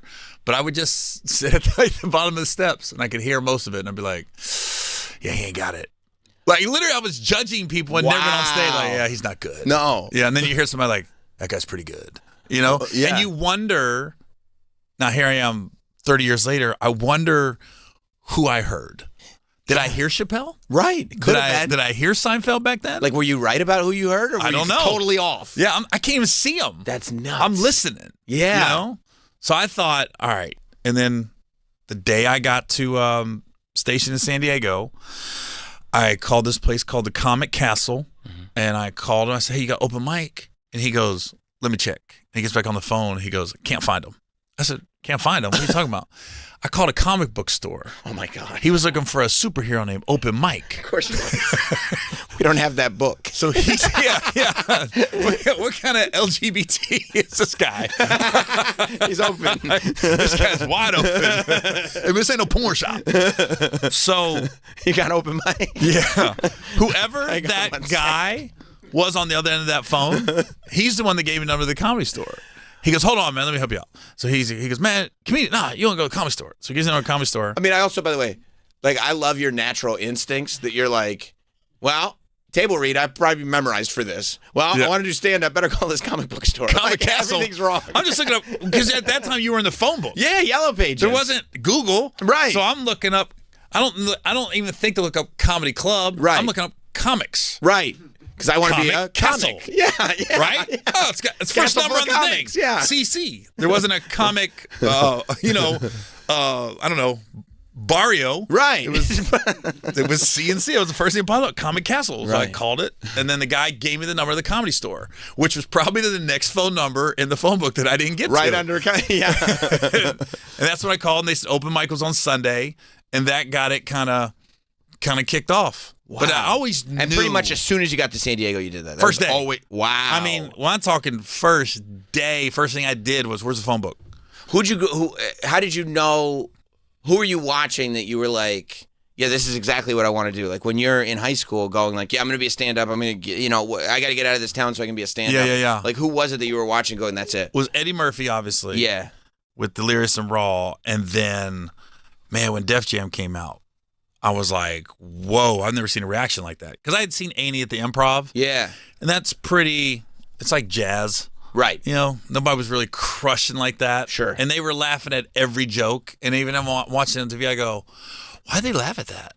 I was literally like, I'm such a prick if I think about it. Like, so judgmental. Comics like, that wasn't that great. That was all right. No, you like beat you over, like fighting for your life up there. Like, I'm going to beat you over the head with these jokes, or you're going to boo me off the stage. Or like Robin Williams, I saw one of his specials one time. I was watching HBO. I go, oh my God, he was like in a balcony, and he was up in the balcony talking. I go, why is he up there? And then he came down and came to the stage. I go, why did he start up there? He started. I don't know what special that was, but he literally was like one of them bird statues, and he was talking. And everybody looked up, went nuts. Like I remember gargoyle. Fonzie was in the audience, Henry Winkler, whatever special that was. I remember watching on HBO. Yeah, and I was like, okay, he's a wild boy. Yeah. And then you saw George Carlin, and I was like, that's too smart for me. Right. I would never have that train of thought, And then. And then In Living Color came out. Yeah. And then you start to look for those guys. I was looking for like Jamie Foxx and David Allen Greer and Jim Carrey. Started searching for their stand-ups. It was so hard back then though, because you're just like, when does a comedy show come on? Right. You're just flipping, hoping to find something. Maybe you go to a video store and try to find a VHS of something, but it wasn't like that. And Comedy Central wasn't as big. Right. So it was just like it was literally like HBO. Yeah. And then A&E might have the little